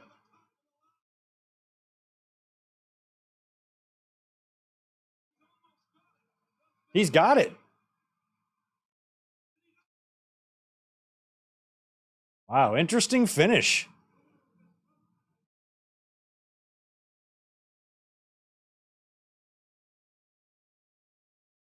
Rob still with his old generic sounding Jim Johnson, I'm guessing, theme. That would be spiced up later. One thing I didn't like about RVD's theme around this time, it sounds muffled, like there's no treble to it or something. That's what I always hated about it. Like, why does it sound like this? Why does it sound so muffled? Like, turn it up, blast it. Add some life to it. Dun, dun, dun, dun, dun, dun, dun, just give it some. Just turn it up.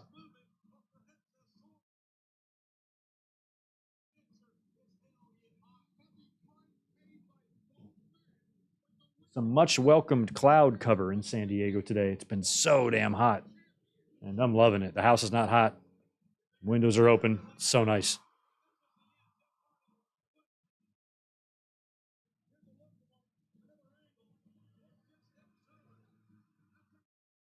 Oh, God, that was such a bad bump. I feel like the last quarter of the match didn't go very well. And the Alliance picks up another win. Speaking of RVD,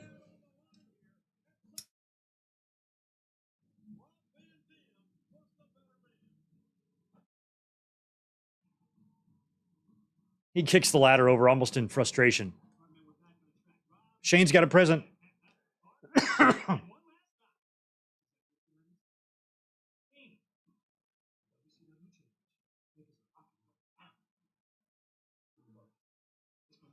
Please tell me.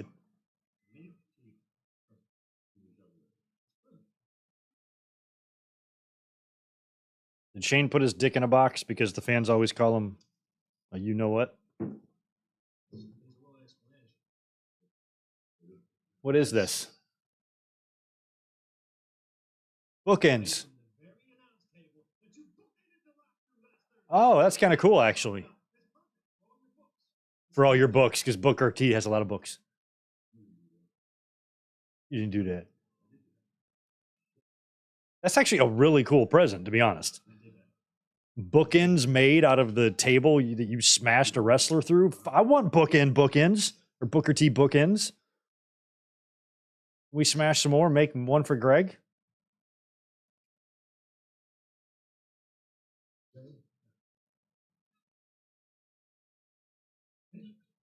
Yeah, to you, Shane.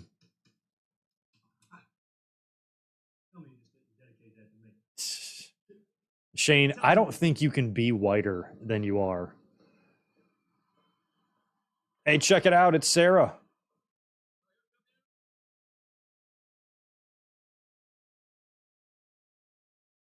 Undertaker definitely has a type, doesn't he?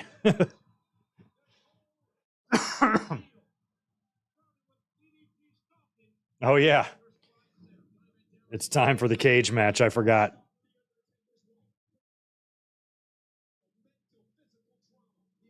I forgot Sarah got in the ring a little bit.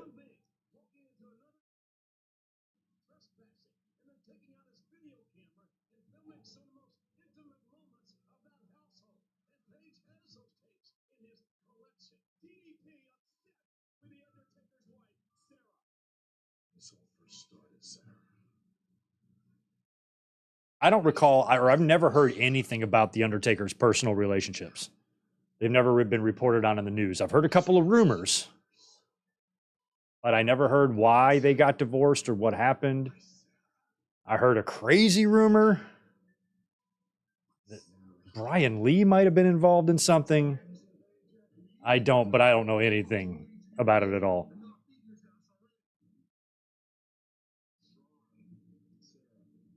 Some shrine to Sarah. Oh, Lord. And I don't think you needed the stalking stuff for this angle. I mean, on paper, Undertaker and DDP is a pretty cool looking match, but all this shit made it really stupid. Like, I just thought this was so dumb.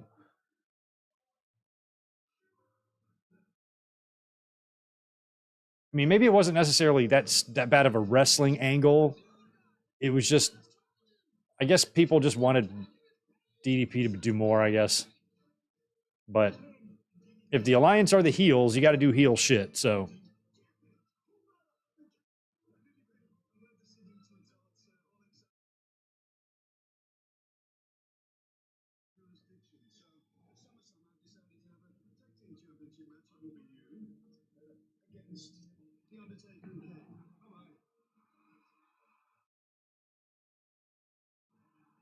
I mean, if they want to do a dark side of the ring, or did they do it already? They do one on Canyon. We might have got Canyon. I feel like that's kind of an obvious one.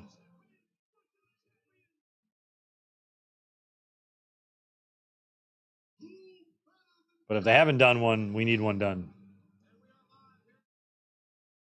Canyon was Oliver Platt's stunt double in the Ready to Rumble movie. If you go back and watch those matches, you can tell it's him too.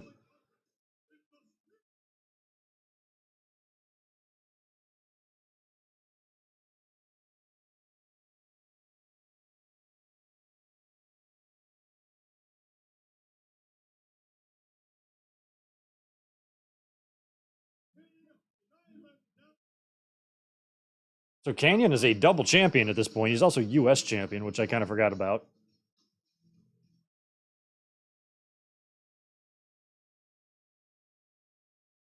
And like they also like they weren't going to use DDP's old Nirvana knockoff theme either. So they had to have new music for him, and this just sounded like shit.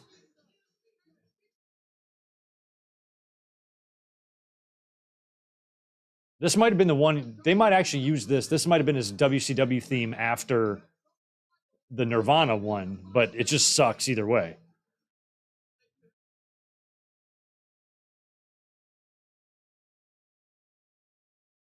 Now, Kane's theme, on the other hand, is quite lovely.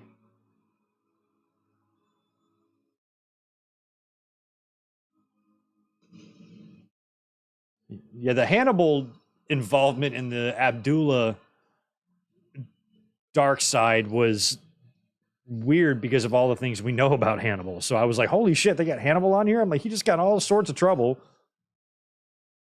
Oh, this isn't, this is dubbed. You can tell. They've got, oh, this makes me so mad. They are playing the shittiest Undertaker theme. One of the shittiest themes of all time in WWE is Undertaker's You're Gonna Pay. And I know for a fact he was not using You're Gonna Pay yet. I'm pretty sure he was still using Rollin', right? It was Kid Rock first, then Biscuit. I'm pretty sure we have dubbed over Limp Biscuit.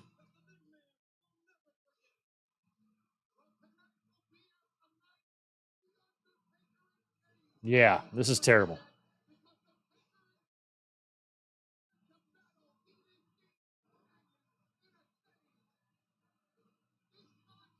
A book handed the U.S. title to Canyon. Oh, yeah. Okay, thanks, Ray. I kind of remember that. That's right. Season 2. After Plane Ride from Hell. Gotcha. I should go back and rewatch that. But once I said it, I kind of had visuals of like Canyon stunt double because whoever is casting the stunt doubles on Dark Side, my God, most of those episodes are almost spooky to watch because they do such a good job of blurring it, but they find guys that are like a dead ringer for whoever they're portraying.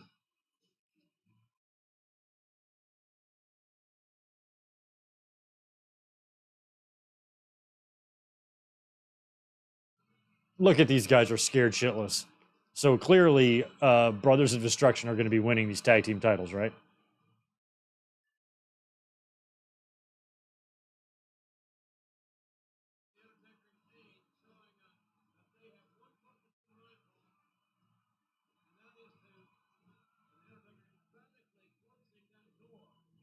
Well, this is probably not going to be not that great of a match. You got 4 guys in there. They're going to be stuck in the cage.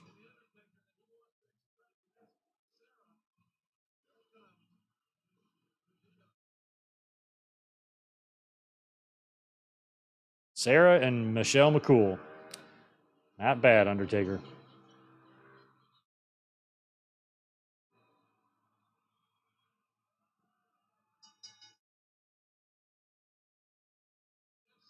Oh, yeah. Chronic's on their way in, right? Or no, are they already here? When did Chronic come in? They must. Oh, yeah. They might be the Unforgiven match, right? And then that's the end of Chronic. In and out, which sucks too, because I was happy to see Brian Adams back in, because I was in attendance on his last night in the company after the screw job when he got beat up by Kane. And then he was gone to WCW in support of Brett. So to see him come back, I always liked Crush. I always thought he was awesome. It's a shame that he didn't get like a second chance there. Like, yeah, we had a bad match, but I've had 3 different runs here. I've been in the company since 1990, in and out. You guys know I know what I'm doing. Give me a chance to redeem myself, but they just got flat out released.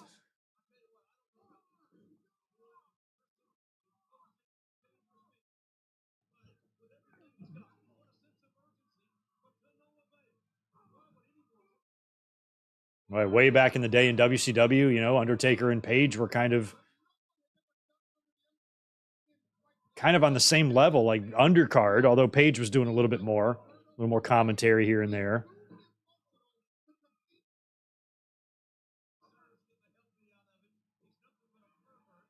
He's nothing but a pervert. Oh.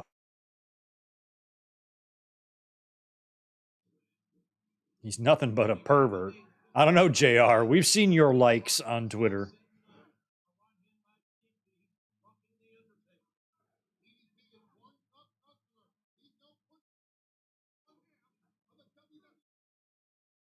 I can just imagine JR like in his bed late at night, scrolling through the sexy parts of Twitter. Going, yeah, that's right. Yeah, that's very good. Very nice.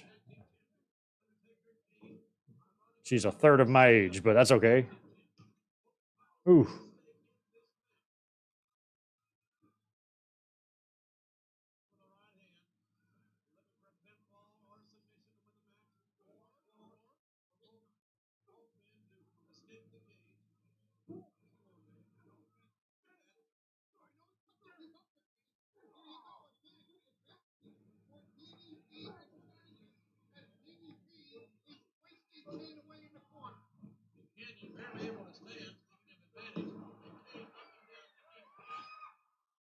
Chris, thanks for the 5. I agree with that. I loved Crush.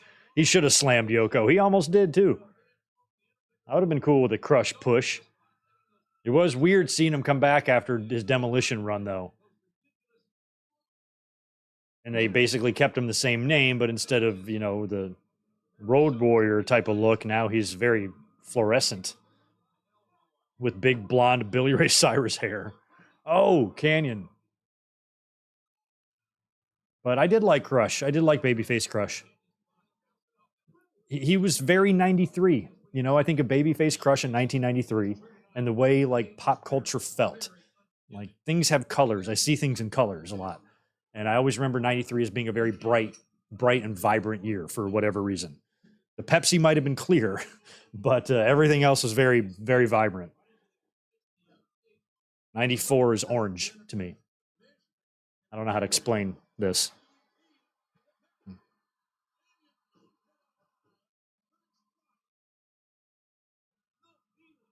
No peanuts. 92 is kind of yellowish in my brain. Oh, another one. I hated this style of cage too, the ones that they lowered, because they became really unstable and flimsy on the edges to where a 250-pound man could just push right through that cage and just drop right down. It's not secured anywhere. Oh my God.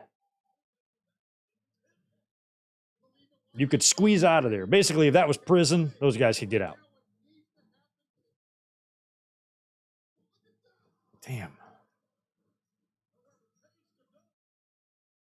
Yeah, Paige is just stuck. Getting smashed. So this is just a squash. These guys are just beating the shit out of both of them. I don't know if the heels are going to get much of a comeback here before they just go straight to the finish.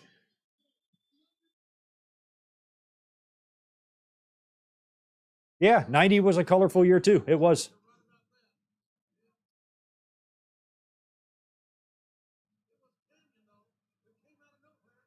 I remember 89, starting to be around the last time I'm seeing certain hairstyles and things like that, fashion styles. That 90s aesthetic was starting to creep in a little bit, even in 89. You could see it in some of the music videos. Like, up, it's starting. 90s was my favorite decade, easily. I spent my entire high school years in the 90s. And if I would have gone to college, I would have graduated probably in 99. So basically all of my funnest years. They're up. BOD is up. You guys aren't going anywhere. Get your ass down here, Mortis. That's what they need is a Mortis versus Kane match.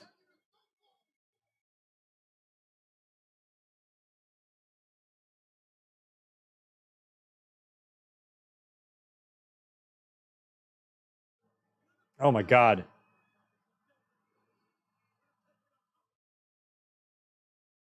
Jesus. Thank you guys. Thank God you guys got shit to hang on to up there. Thank God. Oh, crotched. Canyon's completely upside down.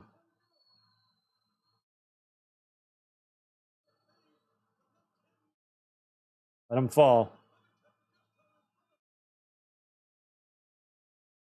Oh. Is he going to walk over to him? What has he got? What the hell's happening? Oh, he's going to let him go. Oh.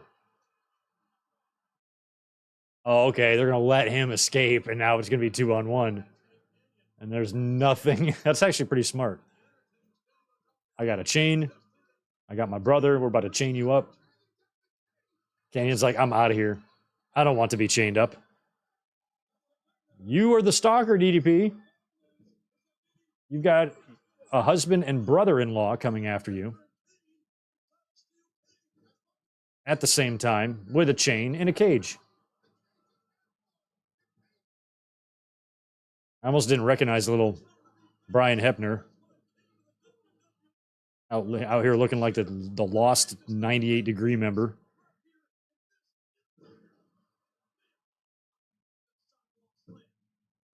Up, picked him up. Title's on the line. You don't give a shit.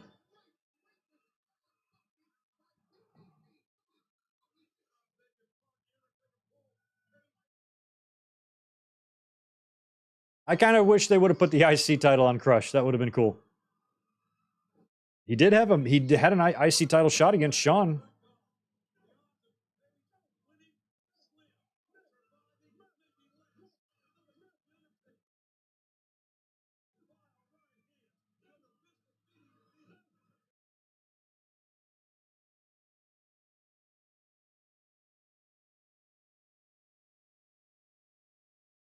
Mm.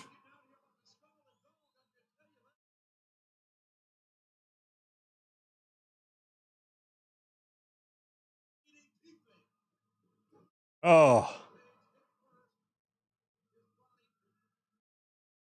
Favorite U.S. champion, Steve Austin. Oh. Chokey.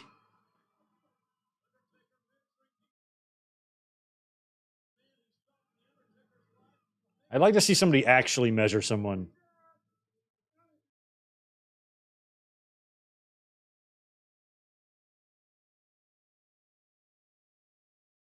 He's letting them go? They're going to retain the titles? How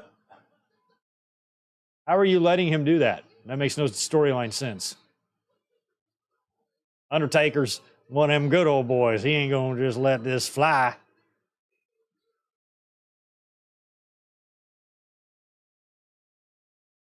There we go. Okay, good. Because that made no sense.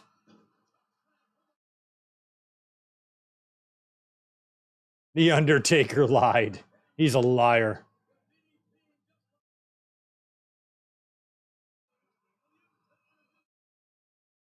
Yeah, you'd think like in a situation like this, you would want ultimate revenge.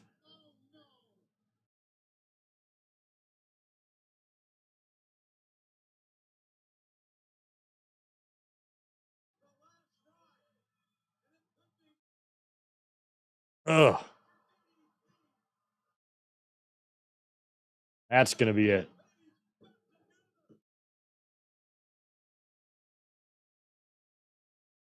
Was this? Oh yeah, double tag team champions. But Kane and Taker hadn't held tag titles prior to all this stuff, right? Like they didn't hold them in 2000 or anything, right? Like I thought that was pretty cool to win the tags.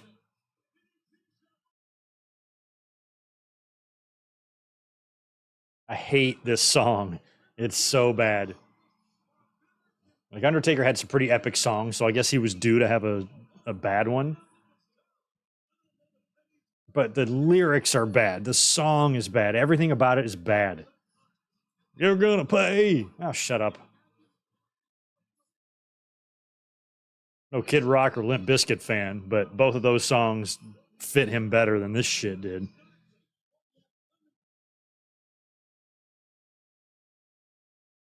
Summerfest is great so far. Summerfest 2001.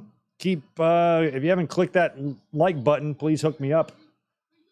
We'll be live tomorrow night after Raw for a pretty big podcast where we'll catch up on a lot of stuff.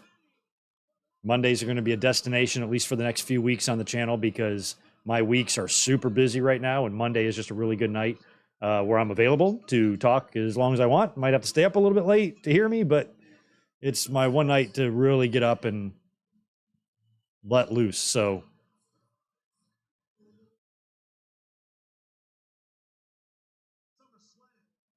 Rock's talking smack to the doc.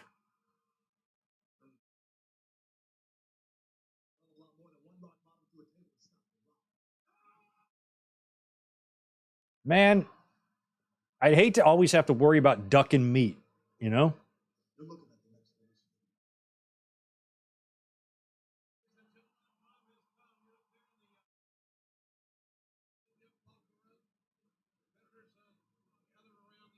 Gathering around. Oh, this is going to be a big one then. Austin? It's got to be. All right. Austin and Angle. Can't wait to watch the video recap. Our champion.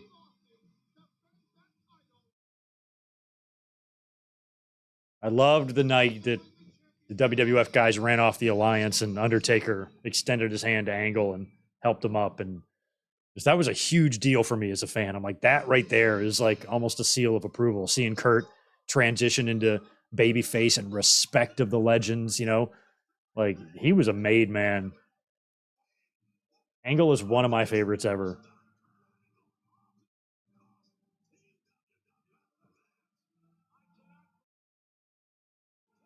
I like him in the same exact ways I like Bret Hart. Why, damn it.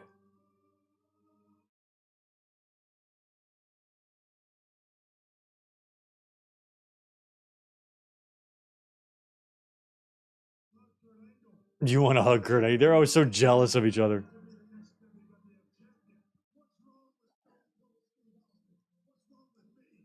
I love how Austin and Vince had the storyline of a lifetime. And 3 years later, Austin turns heel because Vince doesn't love him.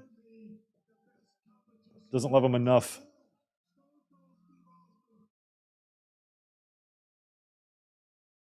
Here comes Angle.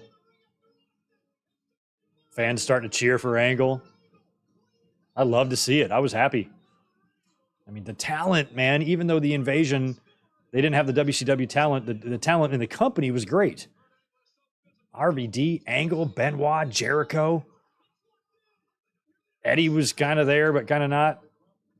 Booker, Austin, Rock, Hardy, Taker, Kane. I mean, Jesus, man.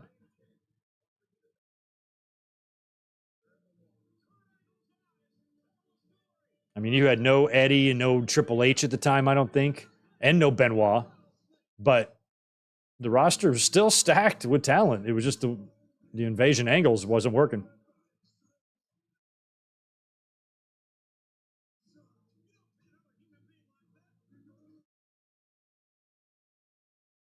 Oh, yeah, they were whipping Taz.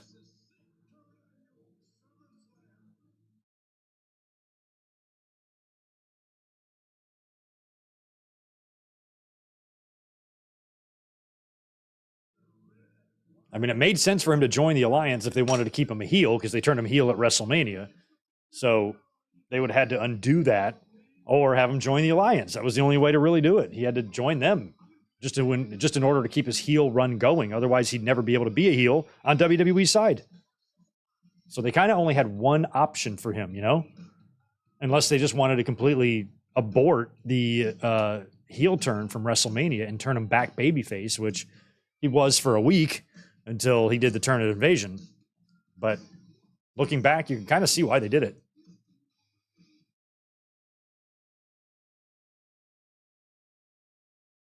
Oh, wait, this is way too loud. You guys might not even be able to hear it, but I need to turn down these bodies hitting the floor. I'll be right back since this is playing.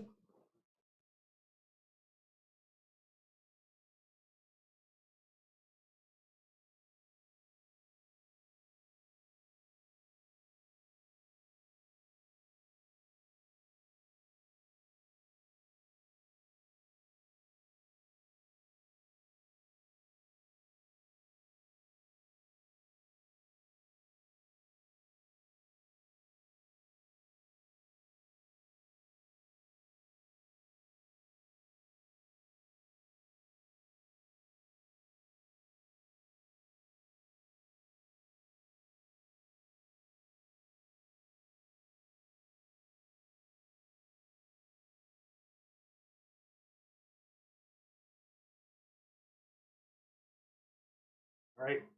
All right. I am back. Kurt is heading to the ring, or he's in the ring, excuse me. All right. We're back for Kurt Angle and Austin. Kurt's music was one of my favorite themes of all time. I love his.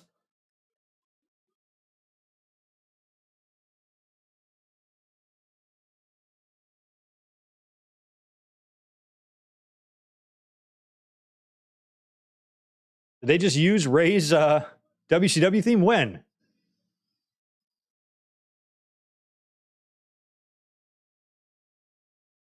And did they play it in the video package? I didn't even notice.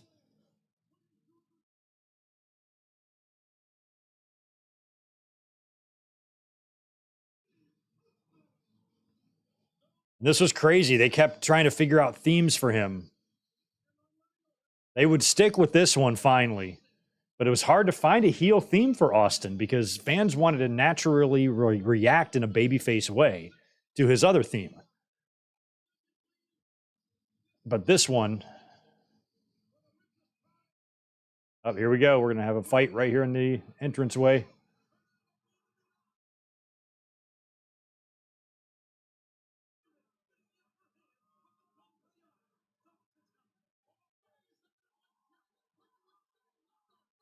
Oh, yeah. Paul Heyman, whatever you do, just don't say big ups. That's all I ask. I ask one thing.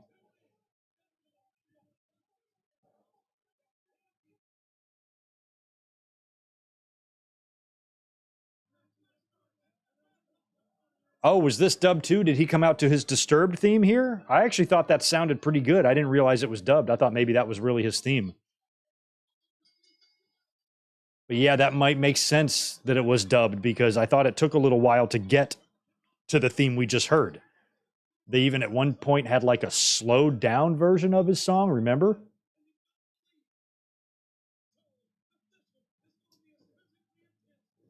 And they might have even tried to use something else after that too. But before finally settling on the one we just heard, but you might be right. That one wasn't implemented yet.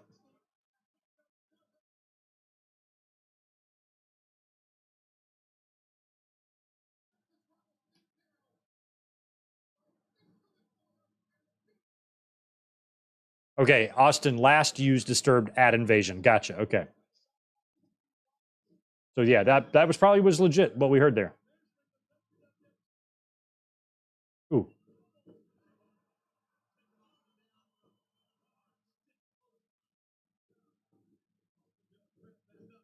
I like that Kurt Angle's like singlet has like abs on it. Like golden and red, white, and blue abs.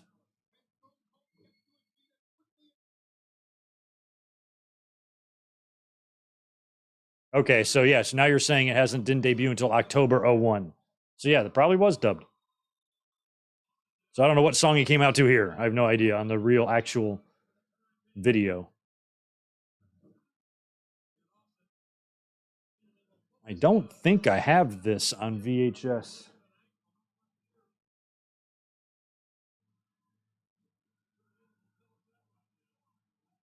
Trying to think where it would be.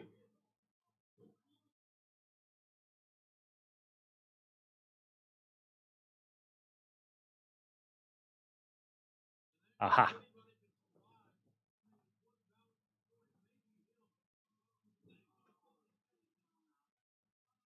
All right. We do have it. I didn't even know if this one existed or not, but I think it does. Take it out of its trusty little sleeve. And there we have it. SummerSlam 2001. Cool. It's in really good condition, too. I have no idea what year, when I got this. It looks really good.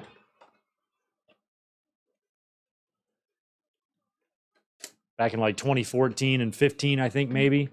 A little bit of 16. I was like in mass acquisition mode when it came to like tape buying and stuff. I was really trying to stock up on a lot of stuff that I wanted to get. So that's probably when I got that.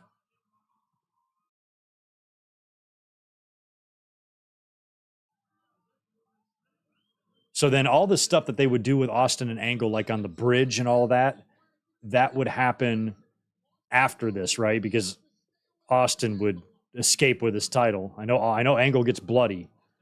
I love the ankle lock with Angle. This is one of my favorite SummerSlam matches ever, from what I remember.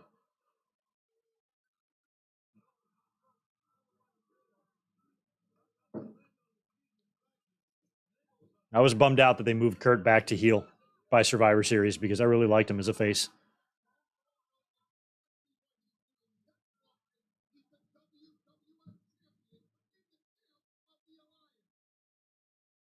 All right, before this match gets real cooking, I'm going to just say a quick goodbye to Elizabeth, who's heading out. Be right back.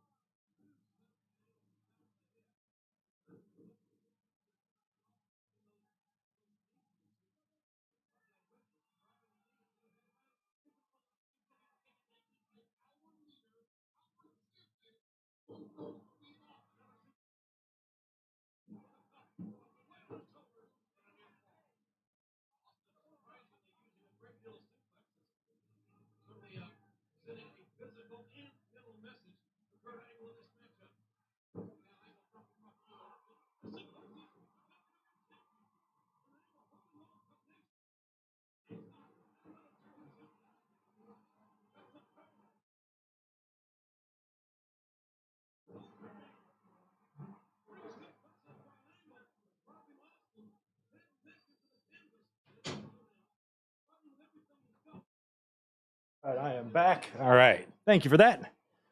I love that you guys will allow me to take a quick 2-minute break without freaking out, throwing tomatoes at the screen and shit. Very kind of you.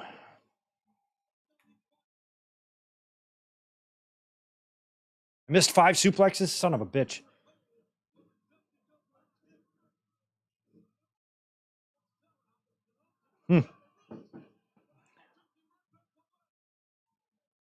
Turn the volume back up a little bit now.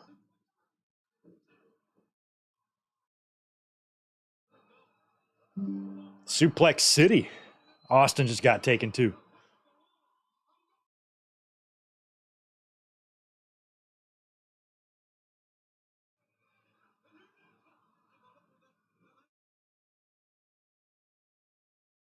Oh, nice.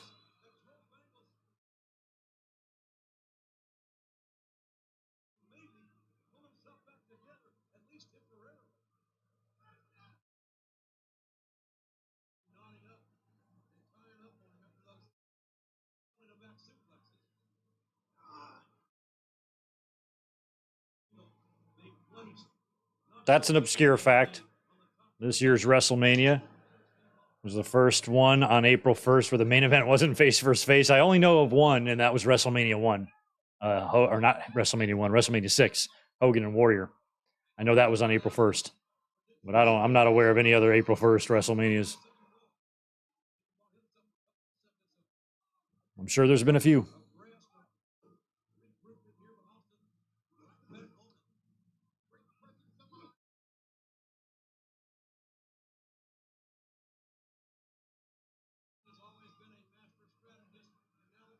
Master strategist.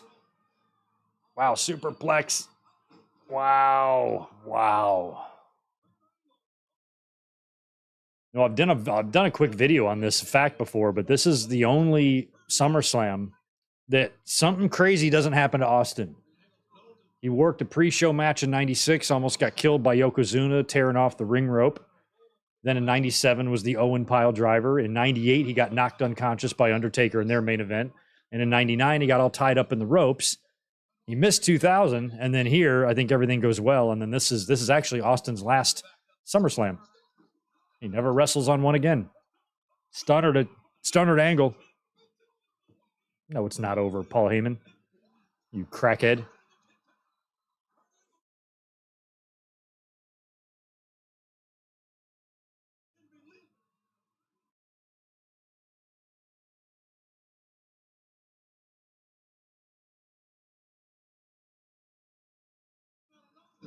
Stunner. Wow, Angle went flying.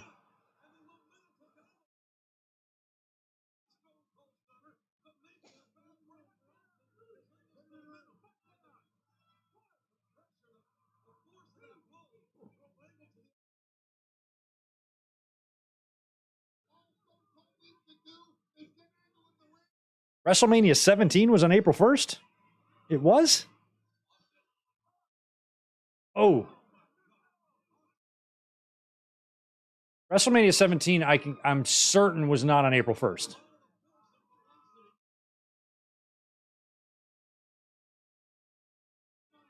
Maybe it was. I didn't think it was.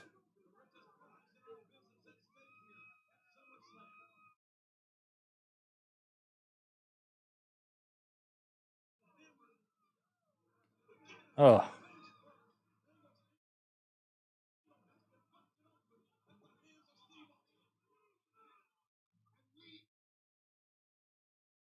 The Shark Tank. That's what I was trying to think of the name of the building. I'm like, is that where the Sharks or the Kings play? Oh.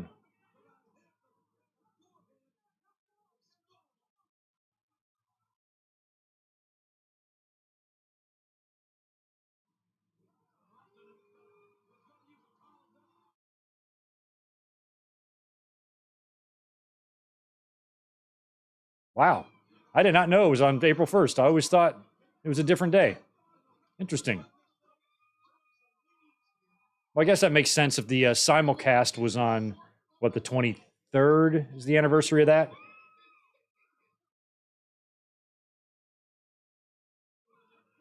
Or 22nd? March 20th? Or no, March 26th. Yeah. Maybe that's why I thought it wasn't the first.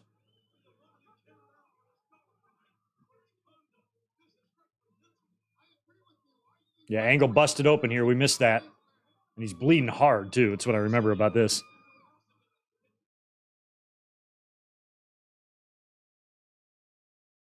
Those are good-looking punches by Austin, too.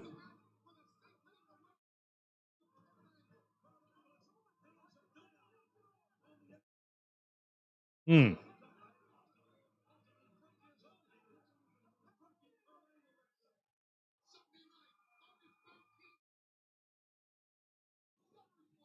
Yeah, Daniel, Austin had a few themes in 2001. We talked about that.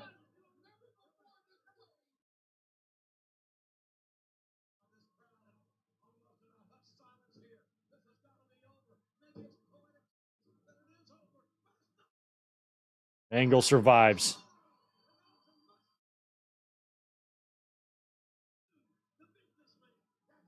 Hmm. Yeah, Angle's a mess. I didn't catch. I wish I would have caught where he bladed. Did they try to do? Was it off the ring post, or was it a chair? Ooh, ring post again. Is that how they do the DQ? Does he just keep ramming Angle's head in, and that's where the DQ comes, and then Angle just ankle locks him after out of pure rage? God, look at Angle. This is the first time we've really seen a ton of blood on him, too. I think he's had a little bit of blood, and he was knock loopy for real at the previous year's SummerSlam, but this is the first time Angle's probably really dealt with this.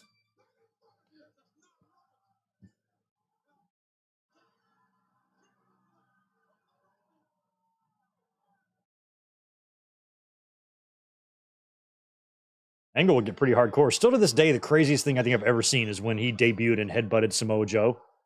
Like, why would you voluntarily want to get headbutted right in the face like that? Oh, like legit.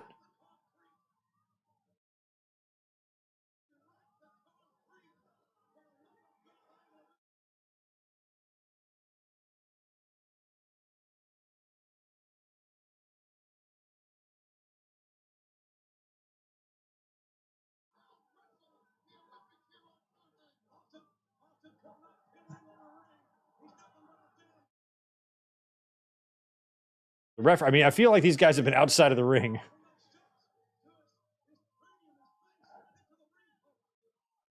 This should have already ended in a double countout by now, right? Oh, ankle lock on the railing. I love it.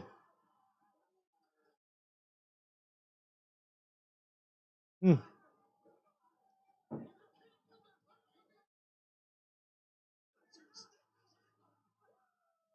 Yeah, Angle just getting crazy.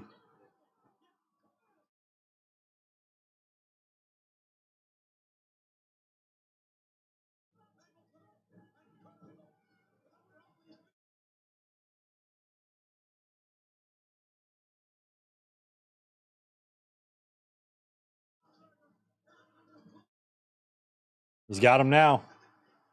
What a visual. Would have been a great finish. You know, that would have rivaled what Brett and Austin did at WrestleMania 13. Just have an Angle, like, blood all over his face, winning the championship with Austin tapping out.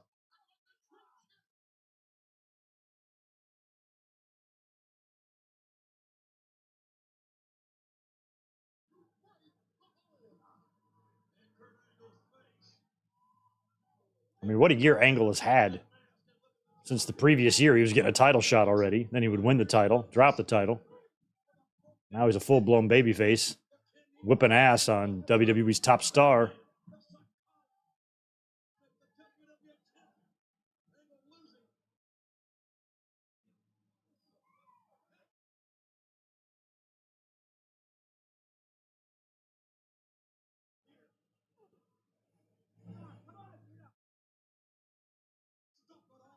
Yeah.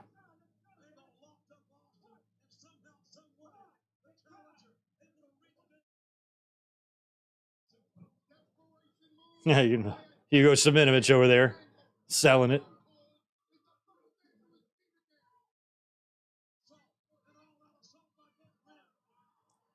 Oh, wow.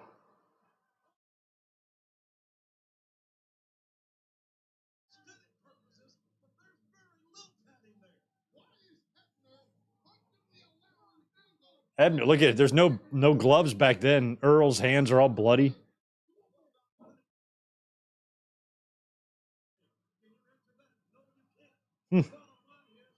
No, you can't.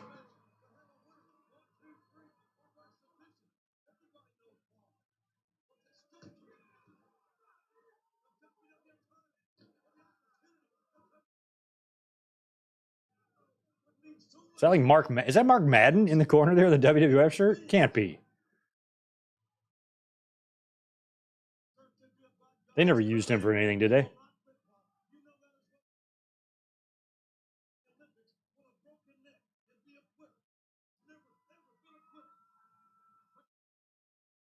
Oh, he's going moonsault. Moonsault. He had such a pretty one. Angle had one of the best. Look at that.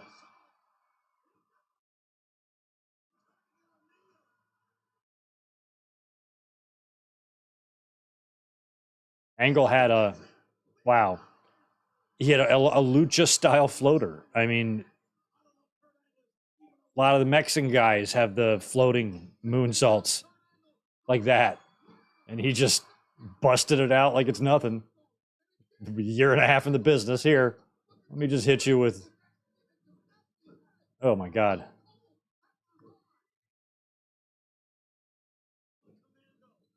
Going commando.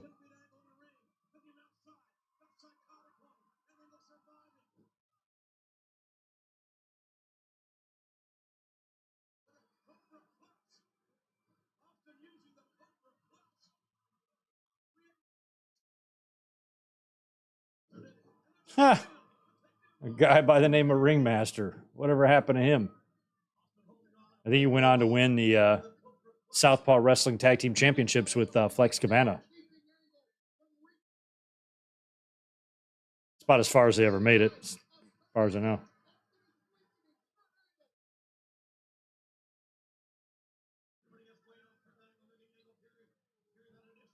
Come on, Angle. I want to change history and have you win this match. Nice. He's going for the Brett move. Austin lost a match this way. Not one single fan in the audience recognized that that was a Bret Hart move.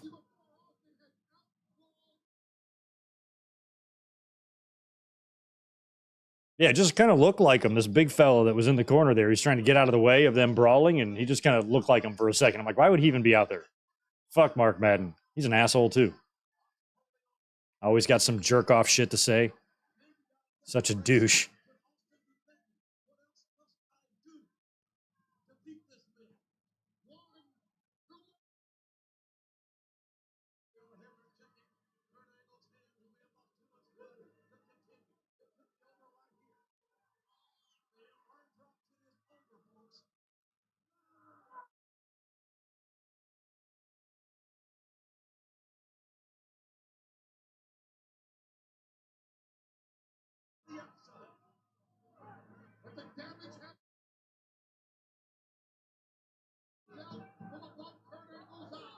Hmm.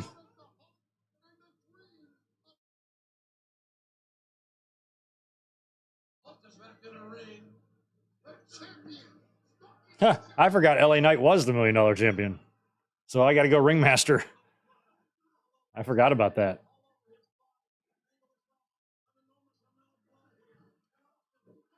Wow. Austin's got Angle's blood all over his ear. Come on, Angle. Kick out. And now the fans loving it. Austin's pissed. Heel Austin is not good at managing his emotions. He'd be great for wrestling YouTube. He'd fit right in. Or maybe not wrestling YouTube, wrestling Twitter.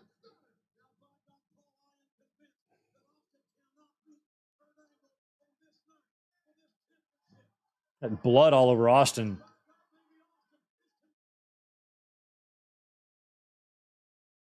Look at him, tan lines on Austin. Holy shit. It's a completely different color under there. Wow. Angle slam, and it was a beauty. Oh, that was so beautiful. Just the twist on it, the rotation.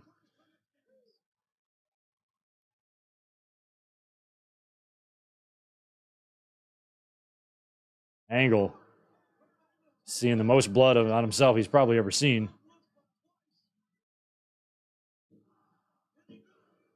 Oh, Austin kicked out. Took too long to cover.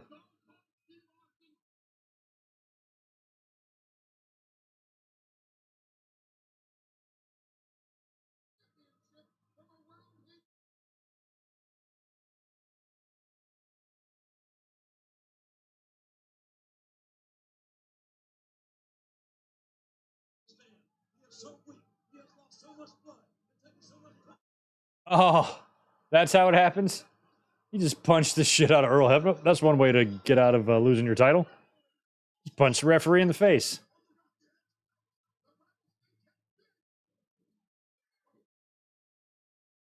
Now there's no referee.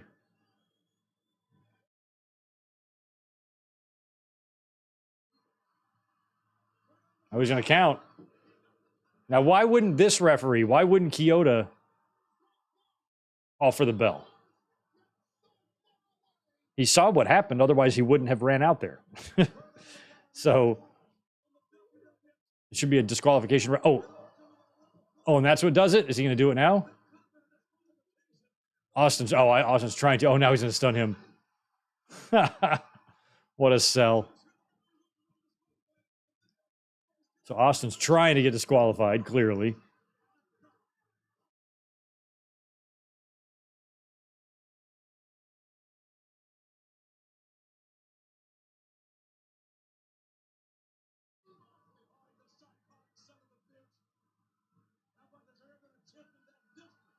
There's another referee. I mean, like, they got to call for the bell at this point. Timmy White. No. Ugh.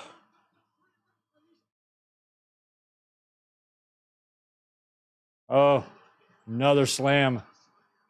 And now there's nobody. There's no more referees.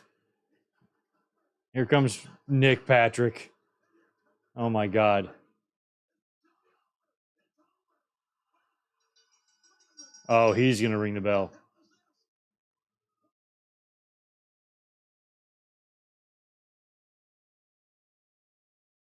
I hate Nick Patrick's stupid face.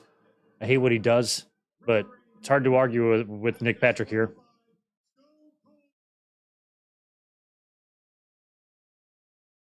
Yeah, excessive abuse. He beat up 3 Hall of Fame officials. Just beat them up, unprovoked. Oh, my God. Good angle. No, he's pissed. Please put Nick Patrick in the ankle lock.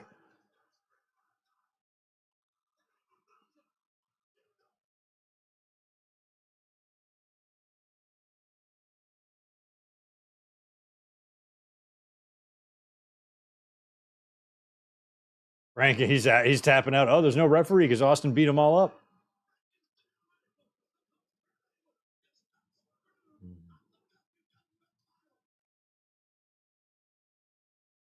Angle is legitimately pissed.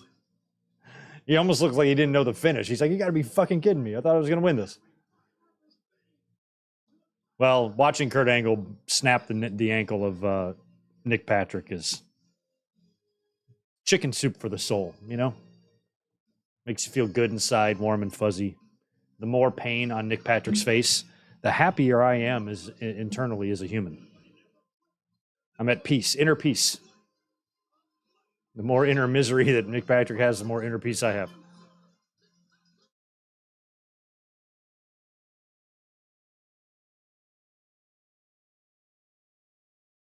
No, Rodrigo, I love Nick Patrick. We're best friends. Having lunch with him tomorrow. I'll tell him you said what's up. Oh, so next night is Milk-O-Mania. Oh, okay, that's what leads to Kurt snapping. Yeah, that would make me bust out a milk truck.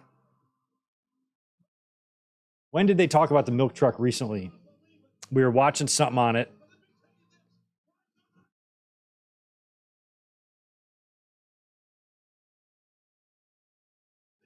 JR. Look at Jim Ross. Fired up. I remember years ago on a WWE documentary, Stephanie McMahon claimed that the milk in the milk truck stunk, like when he sprayed it on everybody because it just smelled like sour milk. But then I just watched something on this, and they're like, no, it was the WWE Treasures. They went and found the milk truck, and they put it was just water, and there was something in the hose that made it appear white when you sprayed it. And that's all it was. I'm like, Stephanie, you liar. All right, so now it's time for Rock and Booker. Yeah, Rock had just returned after Austin had defected.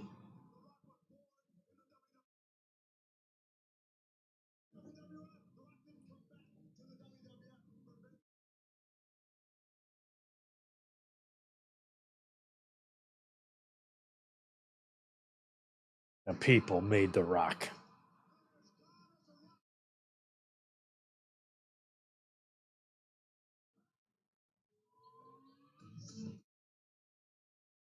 I mean, this was a natural match to do, Rock and Booker T. I mean, they had the same finishing move.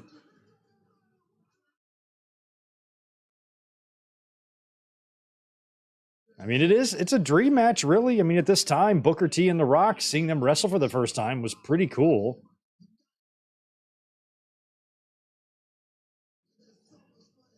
I mean, at this time, you have to remember Booker T has a lot more experience than The Rock.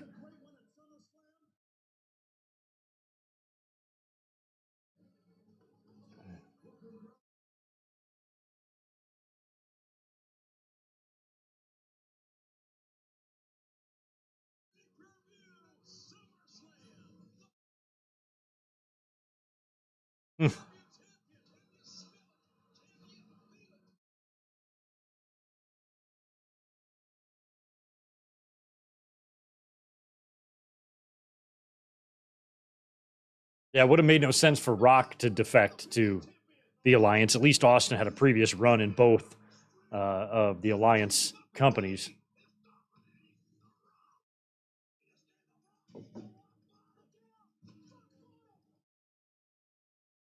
Booker is 0-5 at SummerSlam. No kidding. I didn't know that. Crazy.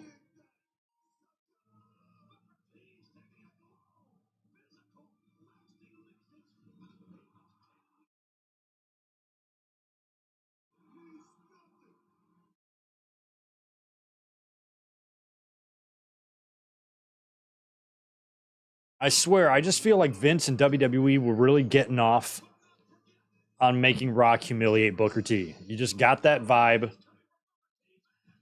I mean, they still had Booker T in a top spot on the card per se, but a lot of the situations they put him in, I felt like were just designed to make him look bad. But he did it with a smile. Like grocery store brawl was awesome. Stacy.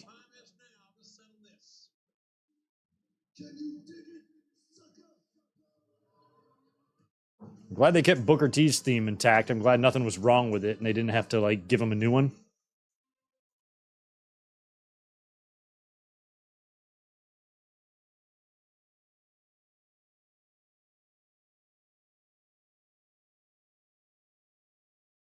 Owner of WCW, Shane McMahon.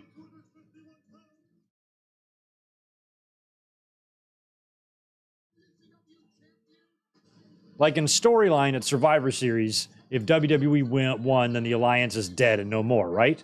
Well, what happened? Did that mean that it's all signed over to Vince? Like, does Shane still own WCW? And he's allowing WWE to use their footage on their network? They got to finish the story.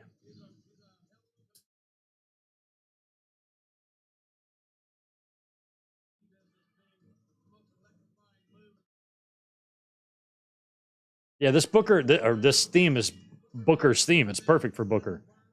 I always liked it in WCW. When the Harlem Heat was using it, I thought it was an awesome sounding theme. I'm glad I was able to transition without it being previously licensed or owned by somebody else or whatever, or a public domain song or something like that. The WWE just didn't want to use.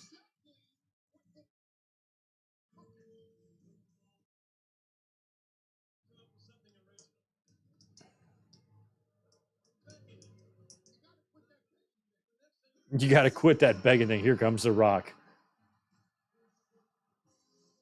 Now, this, of all of The Rock themes, was my favorite version of his theme, is this one. The one he used here was the best.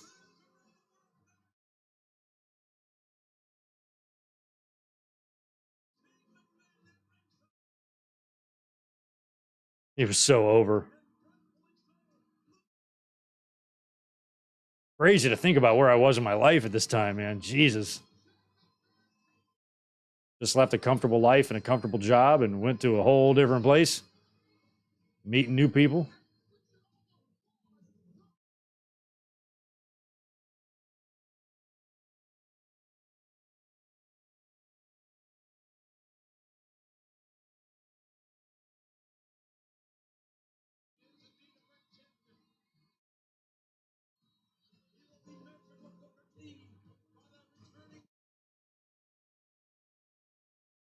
Look how short Booker's hair. He hasn't cut it since. It's long as hell now. It's down to his hips.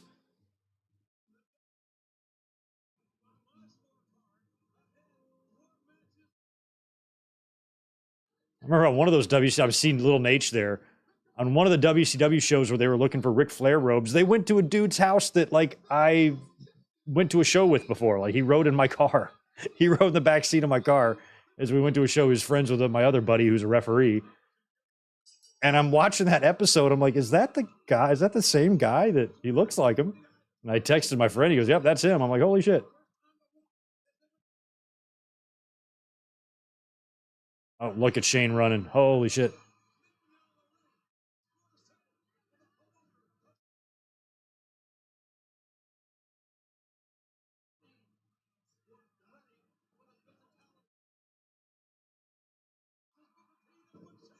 Samoan drop right off the bat. Shane's down.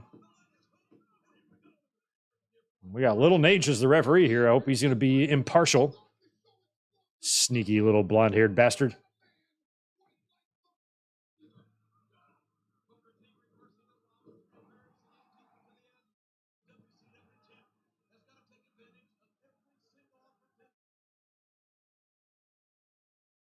Big time pro rock.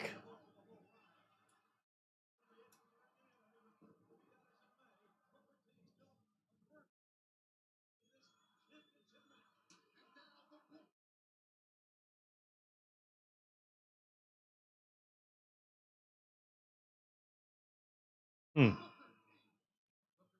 mean, Booker T's like his physique always scared me. I was like, I would just not want to tussle with him, you know, in any way. I'm like him and Stevie Ray, like the gimmick that they had, like the Harlem Heat, a couple of, you know, street killers. They looked like they were. Like if I'm walking through a bad neighborhood and I would expect to come across those two, maybe not wearing the same thing, but if I did, I know my life would probably be over. They are extremely intimidating looking. I remember feeling bad for other wrestling teams that had to wrestle them, you know? Oh my God, that's got to be frightening to let these two men beat the shit out of you. And plus, you know, Booker T too, you know, the upbringing that they had and Booker T, you know, actually spending time in jail, that all just like amplified it. You know, one thing that the Harlem Heat, especially Booker, when he went singles too, was never gonna have to worry about was like looking weak because he was just badass right out of the gate. And so this is like really the weakest Booker T ever looked was when WWE was fucking with him here because, you know, in a straight up shoot fight in 2001, I think old Rocky would be in some trouble.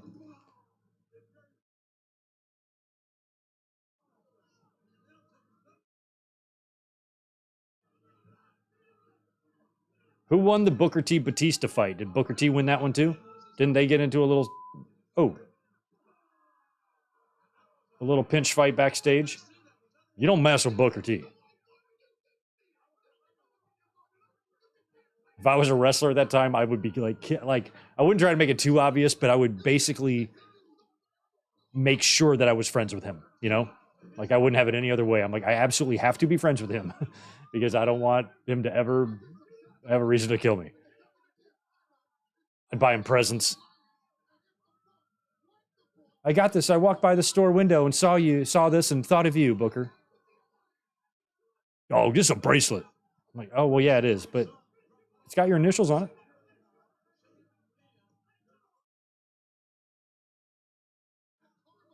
Oh. Rock is amongst the people.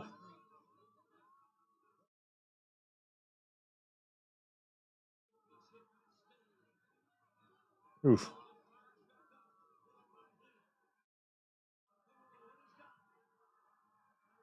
Mm. Oh my God. Thanks for reminding me about GI Bro. I really worked on wiping that from my memory, but MH Nova brings it back.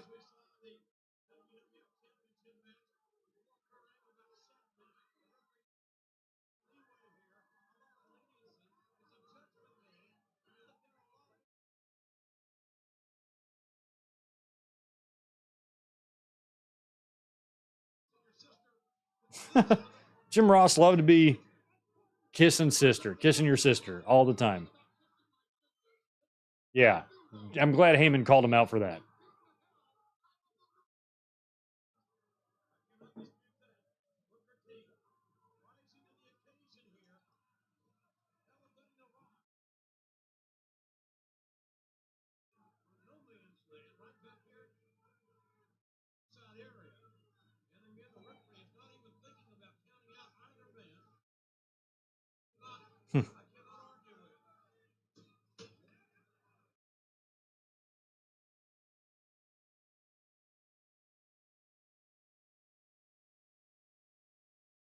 Oh.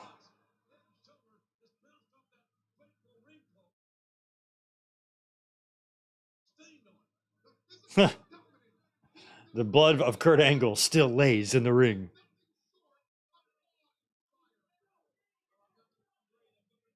Oh, Booker was standing up for Morrison. Oh, I gotcha.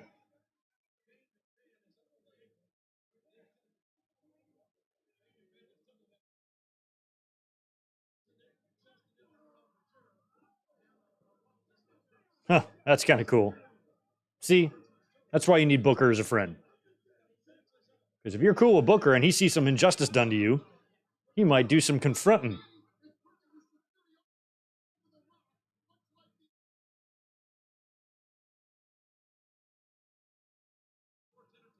I like Batista, though. I like him a lot. Ooh.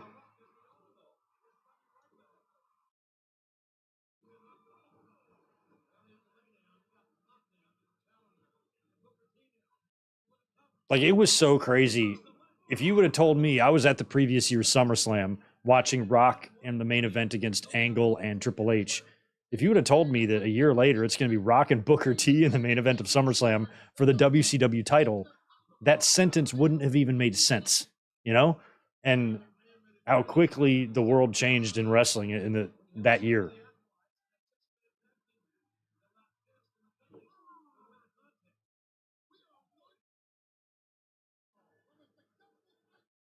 One spin a Rooney away.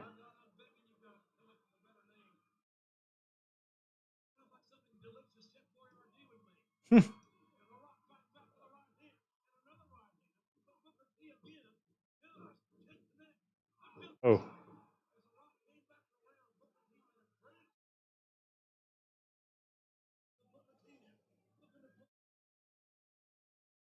Oh, no kidding, Juliet. Oh, I have no idea. I have no doubt that Ibushi will be booked for Wembley. Provided he's healthy and can work, they're going to book him. They just brought him in for blood and guts. He has not wrestled much in the last year or two, but he should work Wembley. Absolutely.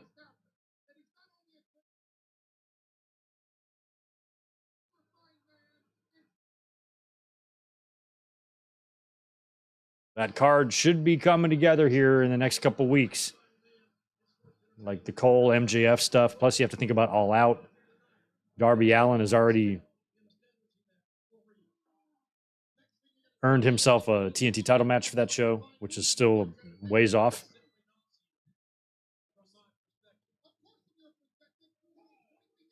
And apparently, both shows will be on pay-per-view. They should try to bundle these if they can.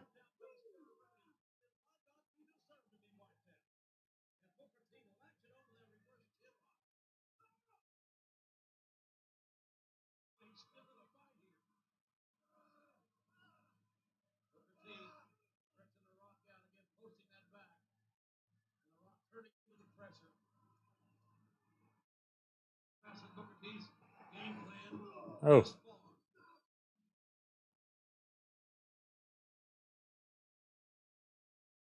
Sharpshooter, not a good one. God, Rock sucks at the sharpshooter. He's got that shit all wrong. Booker T was in WCW with Bret Hart, got put in the sharpshooter for real, and he knows this one doesn't hurt as bad.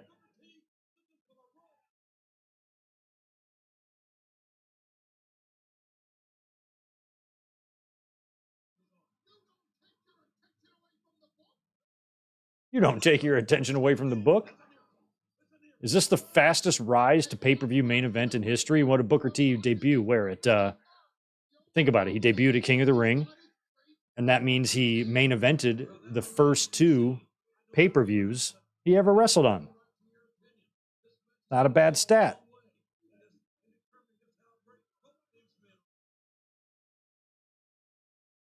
Who has ever done that? We Are Pro Wrestling, you still here?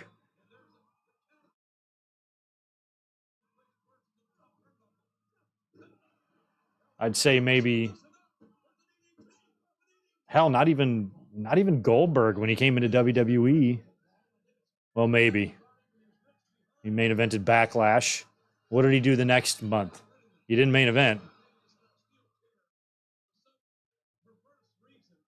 For some perverse reason.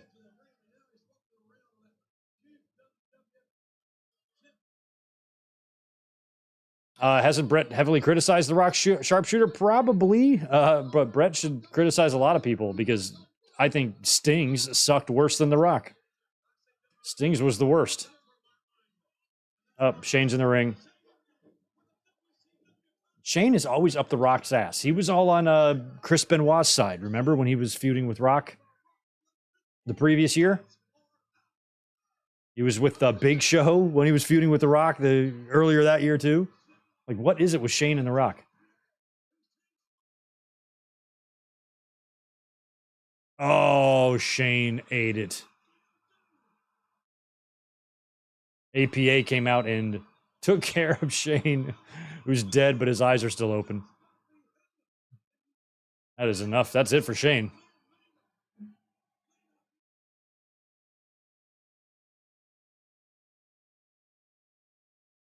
Yeah, Shane's head is now in the upper deck.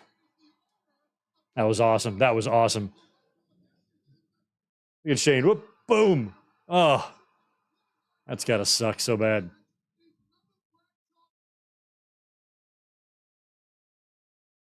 Bookend. So that was a little revenge, too, from that 6-man earlier on. That's the bookend. Well, it's a kind of a Uranagi, but it's a bookend or a rock bottom.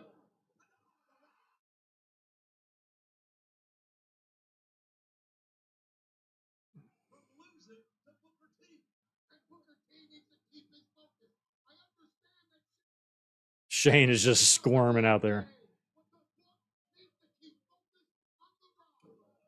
There's a sign that says Thez is trash, but I don't think it's Luthez because it's not spelled right. But if it is about Luthez and they just spelled it wrong because they're idiots, that would explain why they would think he sucks.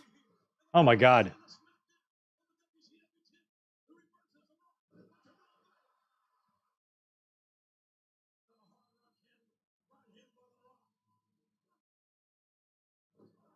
Nice little.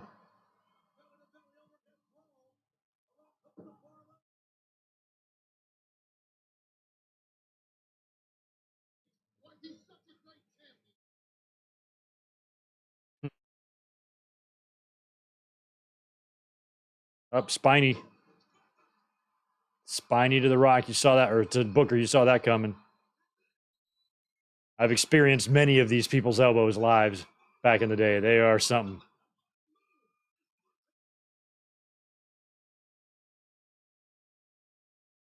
So crazy that move is a finisher. My God, Shane. Oh, Shane damn near missed that cue. He was so close.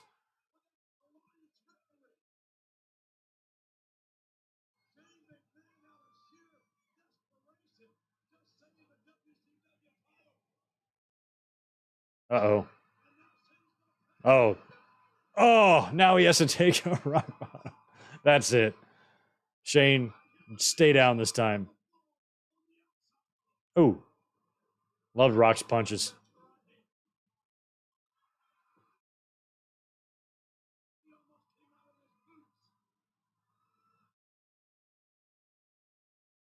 Oh, no.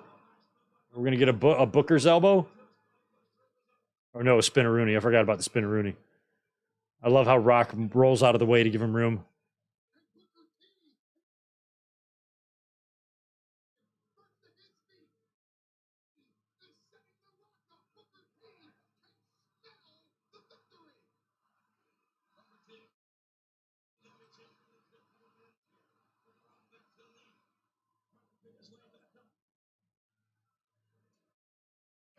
SZA kick, scissor me Booker Daddy. I finally saw the clip of Billy Gunn taking his shoes off. Get the fuck out of here. That's so not legit. I was at work when I saw the screenshot, and I'm like, my gut tells me that he's full of shit. Up, Booker's up, or Rock's up. That can be it. One rock bottom's all you need. I love it. Let Booker T start the spinneroonie. Rock nips up. Boom.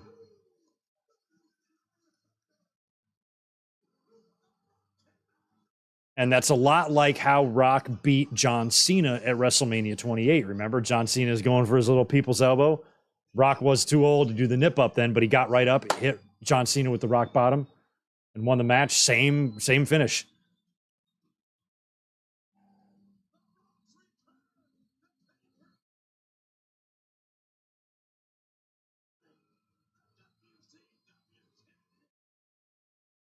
That's it. It was weird seeing him with that belt, man. That's just a sight I never thought I would see.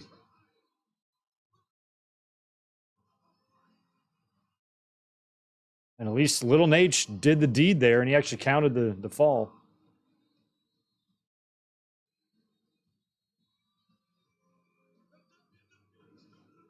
Look at this. Here it is. So great.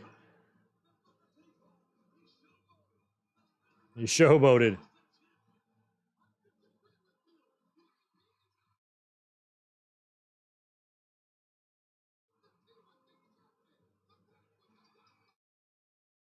The locker room. Brooklyn Brawler, Scotty Duhati, Funaki, Taka, Jacqueline. What a crew. Yeah, Billy Gunn's probably turning heel. I still think he has to do something with his sons again before he officially retires, but it was so out of context for me last night because I only saw the photo. And I'm like, well, I didn't see the clip. If I saw the clip, I could probably tell if it was a work or not, but I was like, I don't think that's legit. And then as soon as I saw the clip, I'm like, oh, come on. We're really debating this? It's obvious as hell to me.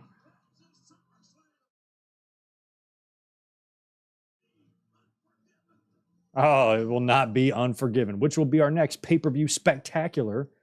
And that is a wrap on SummerSlam. So we have one more, right? We have one more summer left. I'm sorry, one more Sunday left before SummerSlam this year. So next week we have to decide what to do. One final SummerSlam, or do we just do something else like a Great American Bash or something? But I think one more SummerSlams could be fun.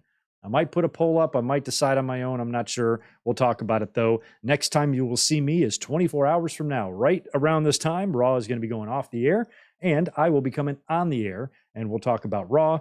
We'll replay that or review that, excuse me. I'll talk about Collision. We'll talk about Blood and Guts. We'll talk about SmackDown. We'll preview SummerSlam. We'll look at All In, All Out, Bray Wyatt news.